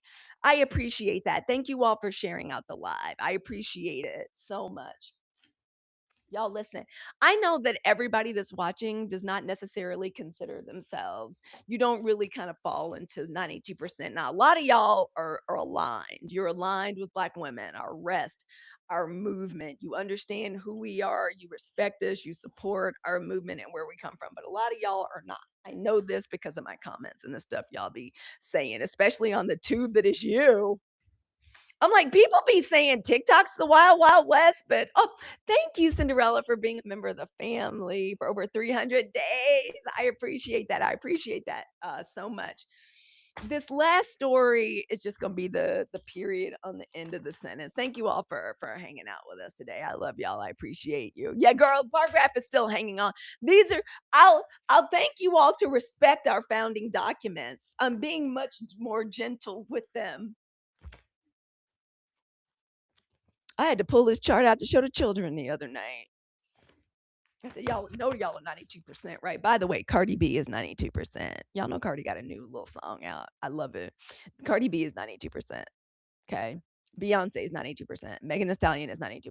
Jasmine Crockett is 92%. And I do want to go on record as saying if Kamala Harris wants to run, if my sorority sister, aka from Howard, wants to run again, I'm in. I'm gonna laminate it, Nikki, with your fine self. I am going to laminate it. I promise. I'm gonna make it cute. I should print up a new one that I laminate. I know it's barely hanging on, but I love it. I really do. Um, with this last story, I just want America. I want y'all to understand.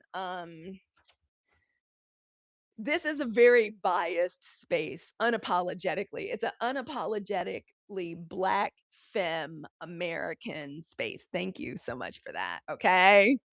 Girl, I know, girl. I know. Now we sisters in the struggle. I want y'all to know the way I became an AK at Dartmouth. Like we were, we loved the Deltas. Like we didn't do any weird shit like that. Like as far as we were concerned, we were Black. We were all Black women of excellence and sisters in the struggle. So I am down for all of our Divine Nine. But America almost had an AKA from Howard and they messed it up. So it is biased. This is a very Black American femme space. So if it feels biased, it's because you're in touch with your mind, body, and spirit, because it is. Okay. That doesn't mean it's not an inclusive space, but not really. It's inclusive to the people that love and support us. We understand we got people hate watching from outside the club. I'm a Leo. Fine. That's the way I was built. I thrive under hatred. I'm telling y'all, especially at like 54. It literally I'm so good at like transmuting like hater energy. Fine, make yourself comfortable. But it is biased. We don't play that both siderist shit here in the 92%. That's why I show us the chart to show who's on what side of right and wrong. America, y'all are benighted. You don't have the ability to decide for yourself anymore. Y'all not that bright. You're not clear thinking. You're not forward thinking. A full one-third of this nation is just horrible, and y'all vilified and pilloried Hillary for telling the truth about the basket of deplorables. Hillary ain't never lied. Kamala ain't never lied. I would also like to say 92%, we tried to warn you hoes. Oh my God, we tried to warn you all so bad. Kamala tried to warn you, and if she wants to run again, I'm 100% behind her. Okay. And I'm gonna keep saying I told you so. I'm gonna keep saying 92% we tried to tell you hoes. I'm gonna stay on some I told you so shit. A lot of black women, we grew up not being able to say things like, um, I don't care, not my problem, blame it on somebody else. We weren't allowed to do that. So I'm doing a lot of that now. Okay. Like I'm doing a lot of that now. And if anyone kind of feels that or perceives that or like, this isn't a fair and balanced, ain't shit about the 92% movement, fair and balanced. We don't, y'all over here ain't our ministry except to call y'all what y'all are. And I don't care if your mom and dad are basically good people, but they just have conservative values. Not no more. If you affiliate yourself with over here, a conservative or whatever, I know who and what you are, and I'm gonna treat you like that. And with this last story, y'all, stunt queen in chief refuses to call for Max Miller, Congressman Max Miller. Have y'all seen this man in these videos? Yeah, Mimi B. Nothing here is fair and balanced. Yeah, and we don't care about nobody that doesn't support. The way we don't care, we really don't. That's not even in black women's DNA to be saying like I don't care. I wasn't allowed to say I don't care when I was growing up. I would be told things like black women like no, like we would literally be like, "What do you mean you don't care?" We all like you weren't allowed to like even protect yourself with like I don't give a damn. So we weren't allowed to do that. But this last story, let me tell the GOP and the Republican Party something about itself. The stunt queen in chief's refusal to call for Max Miller's resignation comes amid heightened scrutiny into the Ohio representative's abuse allegation. The Republican congressman, 37, who represents Ohio's 7th congressional district, has denied accusations made by his wife, Emily Moreno, and former girlfriend, Stephanie Grisham, as he campaigns for reelection. On Sunday, Miller doubled down his whole phone calls and shit, like outlining the abuse. Allegedly, their little 2-year-old little baby got caught up in the scuffle and broke the baby's like collarbone. Said he threw boiling hot water on the wife. It's like, when I tell you this man, his mannerisms, his speech, his way of talking about the violent and abusive incidents with his wife, everything about it says abuser. Everything about it says abuser. Everything. I'm telling y'all this as someone who has worked in domestic violence and sexual assault, has answered thousands of hotline calls, like pick women up at the police station with 2 garbage bags and a bandage over one eye and a baby on one hip to get her to shelter, who has facilitated a gajillion house meetings, walked women through their safety plan. I know I grew up in a violent home. I know what domestic violence looks like. The women, their stories, each and every woman's story totally different. Different personalities, different socioeconomic. The abuser, the same fool just stamped out over and over and over again. Same story, same tactics, same language. And when I tell y'all his language and his tactics are that of the abuser. I can spot an abuser a mile away. Hey, Bounty Bliss, welcome on in, girl. Welcome on in. Oh, Moreno, a conservative policy advisor, shares a 2-year-old daughter with Miller. The pair have been engaged in a legal battle over custody of their child since 2024. In one alleged incident, Miller took hot water from a pan he had just cooked eggs in and threw it. I wish the fuck. Moreno testified earlier this year amid a defamation lawsuit Miller filed against her. Moreno was also accused. Now, this girl is also the ex-wife is the daughter of sitting Ohio Senator Moreno. Okay, who and they say the reason he hasn't come out of his face defending his own daughter the way he ought to is because Miller allegedly has dirt on him. They have his grinder profile where the senator from Ohio allegedly was saying was looking for bussy on grinder. Allegedly. And so that's why the senator hasn't come out full throatedly for his daughter, which leads me Oh, separately, Miller's former girlfriend, Grisham, who served as White House press secretary, y'all remember her? Stephanie Grisham, during Donald Trump's first administration, has also accused him of abuse, an allegation he has denied. Grisham and Miller dated from 2019 to 2020. In 2021, the Washington Post op-ed, in a Washington Post op-ed, Grisham says, without naming Miller, wrote about a relationship that turned abusive and a former partner who was physical with her. All right. And y'all stunt queen in chiefs, he refuses to call for Max Miller's resignation, which not only, and with that being said, about the GOP, the Grand Old Party, about the Republican Party, they simply prove me right more and more every day, which is why I can say I don't want to have shit to do with them, nowhere near around me, my people, or my family. I know they exist. I clearly know now. I get it. It's the racism is the point. The sexism is the point. The xenophobia is the point. Is the point. They're horrible people. The stunt queen in chief and the entire apparatus in the legislature, the Supreme Court. I need not say what was the Supreme Court justice's name that was drunk and putting his tallywhacker on people's faces in Congress. Starts with a K. Kavanaugh. Brett Kavanaugh. Just from the rooter to the tutor. Those are technical terms, America. Rooter to the tutor. Okay.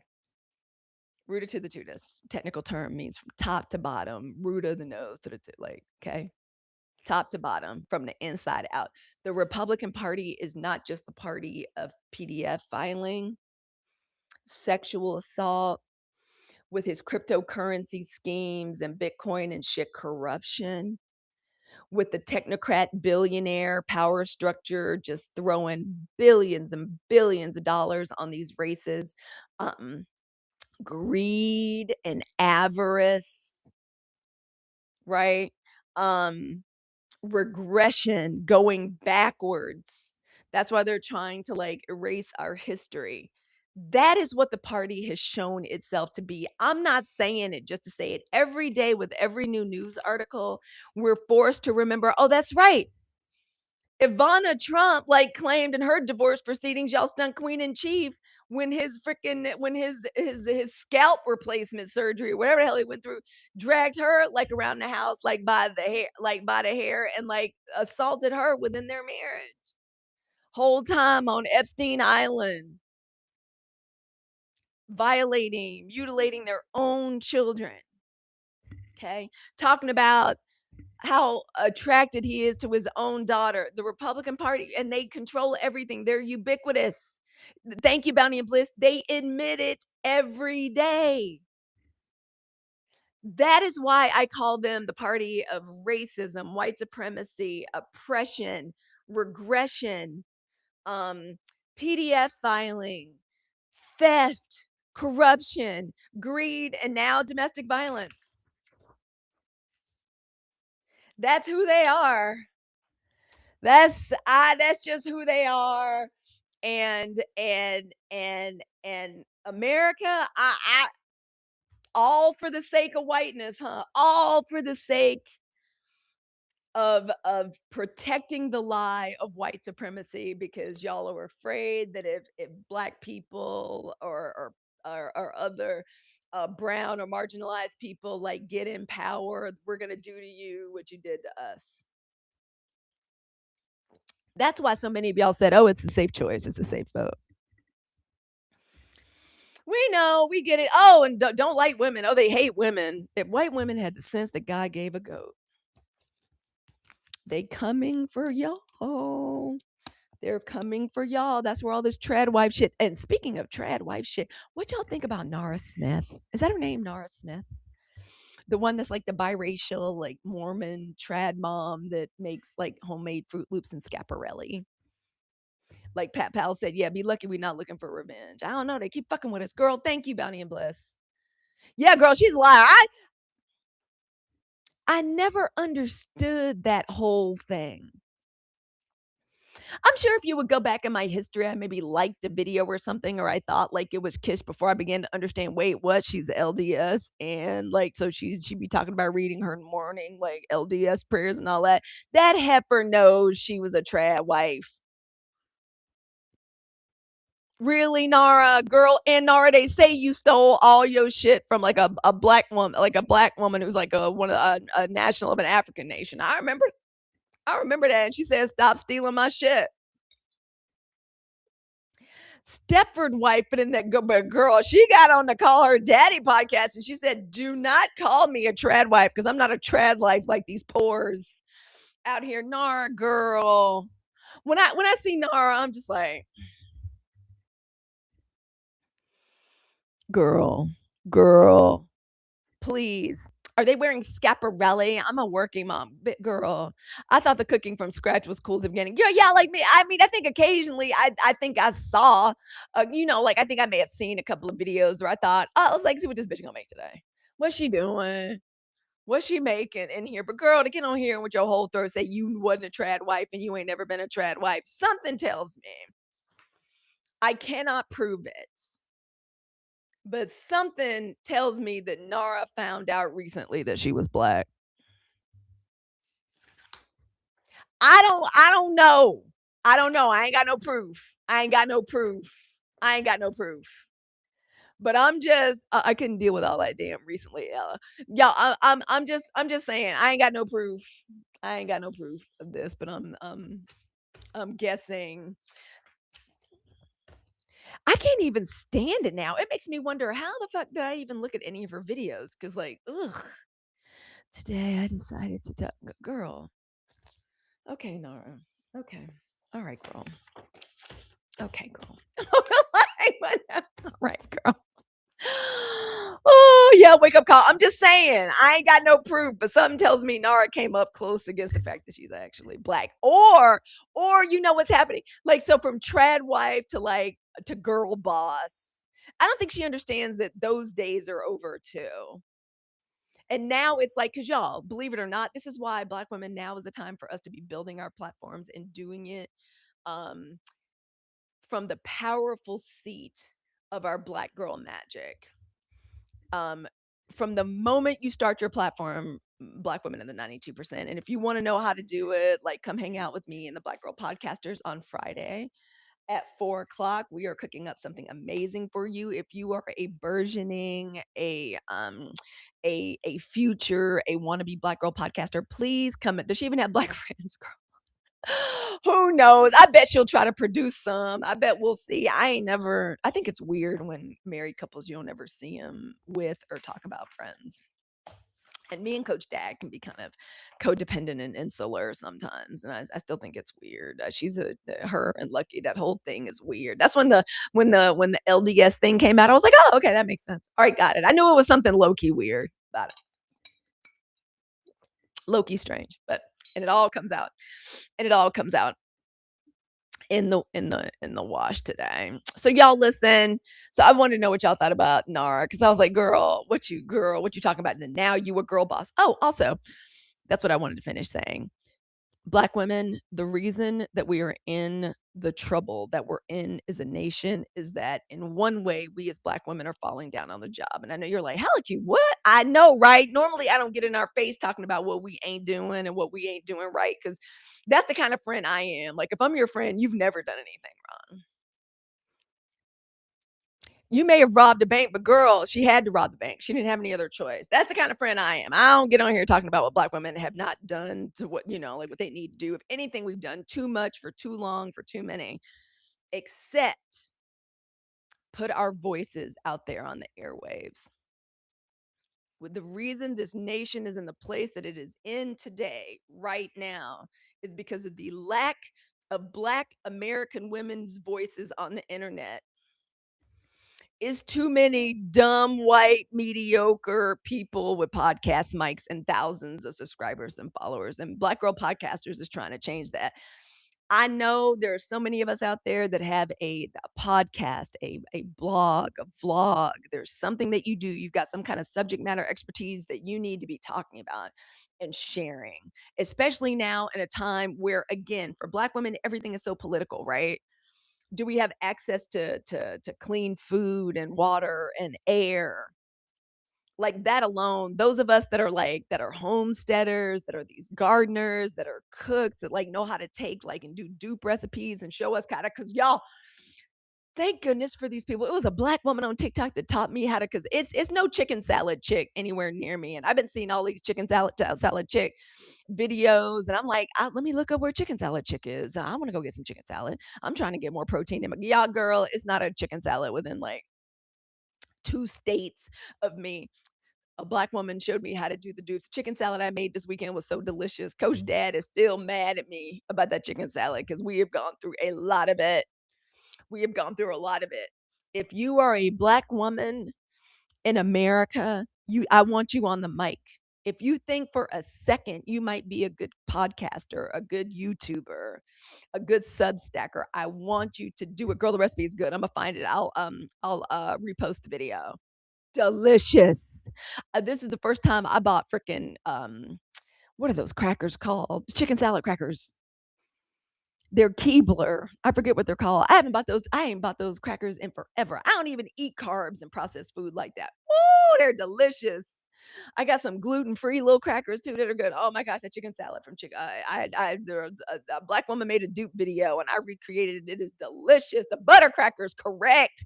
KJ, thank you. So good, delicious. Club crackers, thank you, Brownie. Club crackers, y'all. Club crackers, thank you.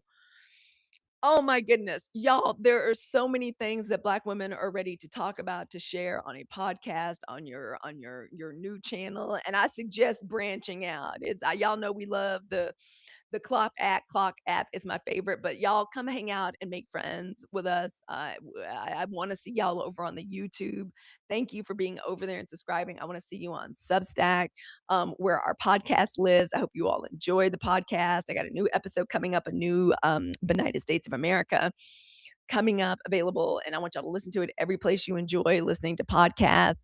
Jana, thank you for being a part of the family. I want to see more. You brought several domain names. Good. Be buying your domain names, like claiming your domain name.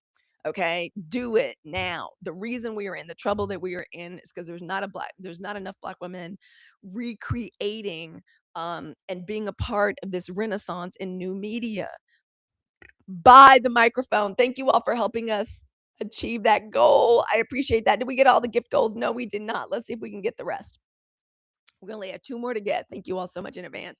And thank you all for visiting my gift gallery. Thank you for the daily heart me's. We may have set a record today with the daily heart me's. That makes me very happy. Thank you all so much for the likes and the shares. Um, dear, beautiful, bold, brilliant Black women of the 92%. Y'all know I said I always wanted to have a gratitude segment that was empowering and it was assertive. It wasn't begging, like, please help us make it through another day. I never wanted that. Y'all know what time it is in every lifetime. I would love to see that in the chat. Could you all please put into the chat in every lifetime? Okay. Before we leave today, I want us to think about and inculcate and practice something that weathering tries to steal from us, and that is hope. Thank you, Aaron. I am so grateful to be a Black woman. May I come back in every lifetime as a Black woman. I am grateful for Black women who trusted themselves. I'm grateful for Black women who trusted themselves before the science showed up, before the proof showed up the way it did for me this weekend. I'm grateful for every grandmother who said, baby, the stress of you trying to hang on to that man is going to kill you. The stress of trying to be everything to them people at that job is going to hurt you, baby. That grandmother oh, love you so much back in every lifetime. Our grandmothers may not have known the term allostatic load. I have a tough time saying it myself. She may have never read a scientific journal, but she knew. I am so grateful for researchers like Dr. Arlene Hieronymus, who gave us a language to what our community, what Black women have always felt and known. Okay.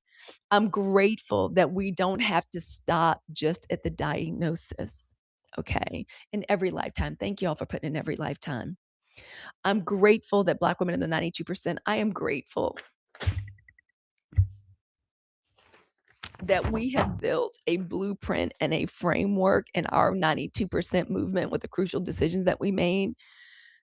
We're already building the prescription for ourselves together. So, beautiful, bold Black women of the 92%, I want you to know every time you rest, every time you create, every time you support another Black woman, every time you protect your peace, every time you vote with intention, you are participating in something that is so important. You are participating in restoration. All they want from us is to extract and to take and to belittle and to besmirch and just to have us dejected and sad and just malnourished and dehydrated and in despair and afraid and hopeless. And they got somewhere. They got so far with it, it literally started physiologically affecting us. And we have every right on in the world, 92%, to stand our ground about protecting ourselves and protecting our bodies. Not just with pew pews and firearms. Y'all know Coach Dad won't let me have one. That's for the best, really, for everybody. I want y'all to know that I'm not upset about it. It's for the best. Y'all don't want me with one. Y'all really don't. I'm already a chaos agent. But we get to stand our ground about what these people's politics are doing to us and doing to our thank you. Appreciate that. What these people's politics and what their parties on this side of the aisle are doing to us. Exactly. That's unconscious. I know. She said, Halicue, stand up for your First Amendment. Girl, it's for the best. We've been talking about this for years. It's for the best.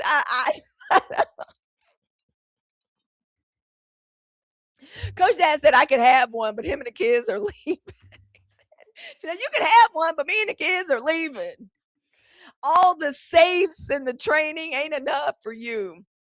He's right. He's right. He's right. But we have, girl, thank you for being the title giver. But we have a right that she did. She said, stand up for my Second Amendment right. She said, that is unconstitutional. Who knows? I am being very rebellious. Maybe with the right supervision.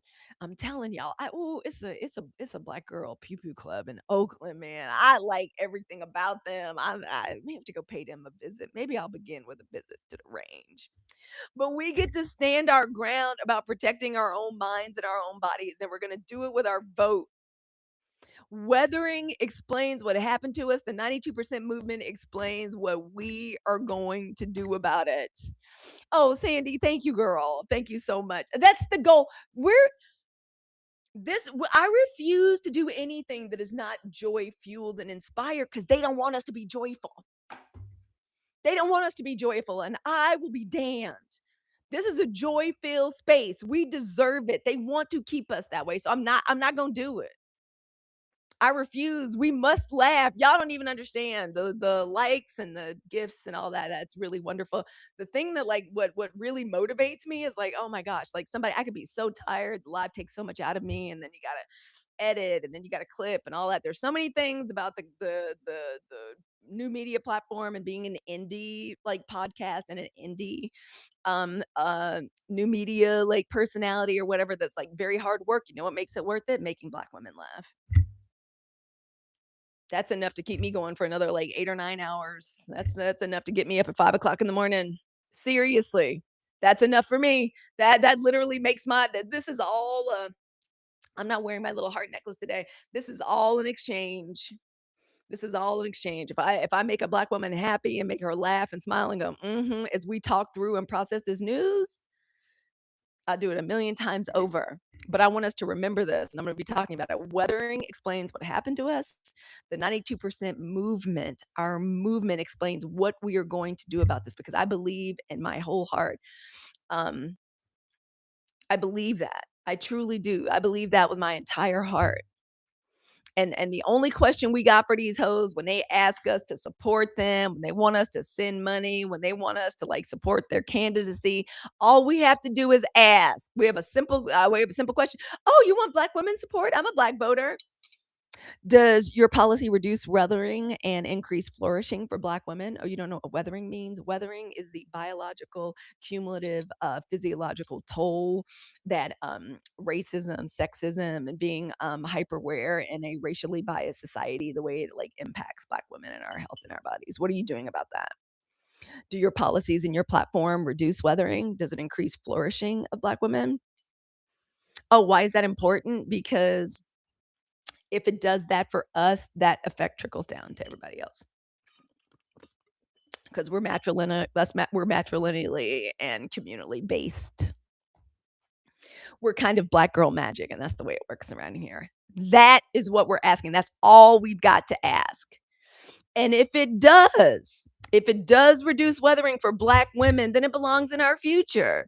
We'll put on our political glasses and we'll look at we'll read your policies and we'll look at your history and we'll ask questions. We'll see if you're engaging with us respectfully. And then you might earn our vote. Maybe. Maybe. So, yes, if the answer is yes, you belong in our future. If not, like I always say, 92%, we tried to tell you hoes. Okay. All right. Thank you all for coming to hang out in the sun. I know. I was thinking about somebody asked me about a political action committee.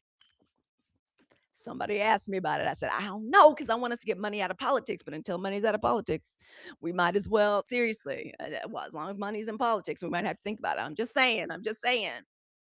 Nothing. We're not saying no to anything. All right. Y'all, thank you so much for hanging out with me today. I will absolutely include you in my future. Thank you all for being here. My name is Halicue Hannah. This is the Sunshine Report. It is our daily news, politics, joy, cultivation, and intelligence briefing for Black women. I will absolutely check my text, pals. Thank you all for being patient with me while I moved my entire setup like to the bedroom and tried to make things like not look too weird in here for the Sunshine Report. I love us so much. Thank you to everybody that's hanging out with us from Substack and from the Tube that is you. Have a wonderful evening, a great afternoon.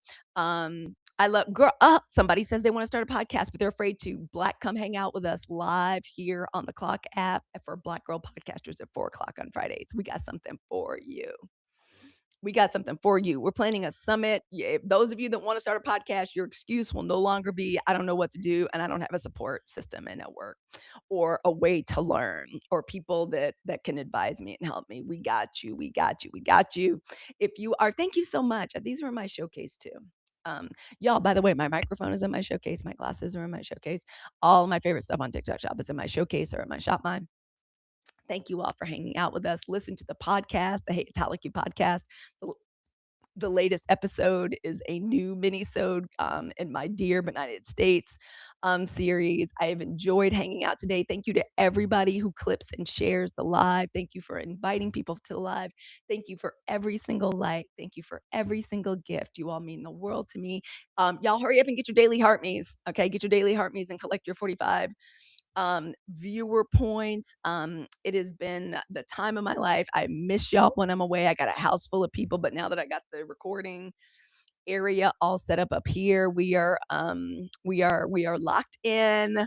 As long as my daughter's guests are in town, and I'll be back down in my regular little studio area with my regular lights and all that. In the meanwhile, thank you all for being patient with me while I had to rearrange things. I love us from the bottom of my heart. And as I say, girl, that's okay. Girl, y'all be busy. Catch the replay. It's going to be over on YouTube. It'll be loading up any moment now. And y'all, from the bottom of my heart, as I say, have a great evening. Dang, it's almost 4 o'clock. Oh my God. I got to move into, no, the kids are going to go out tonight, so I don't have to cook. Yay. Yay. So, as I say at the end of every single episode, to the beautiful, bold, brilliant Black women of the 92%, all the love in my heart. And to everyone else, y'all have the day you voted for it. 92% tried to tell you hoes. Would you like to hear the theme song? Let's see if I can play it. You're going to be able to hear it over on the tube that is you. It's the Sunshine Report. Let me see if I can play it for us without. It's the Sunshine Report.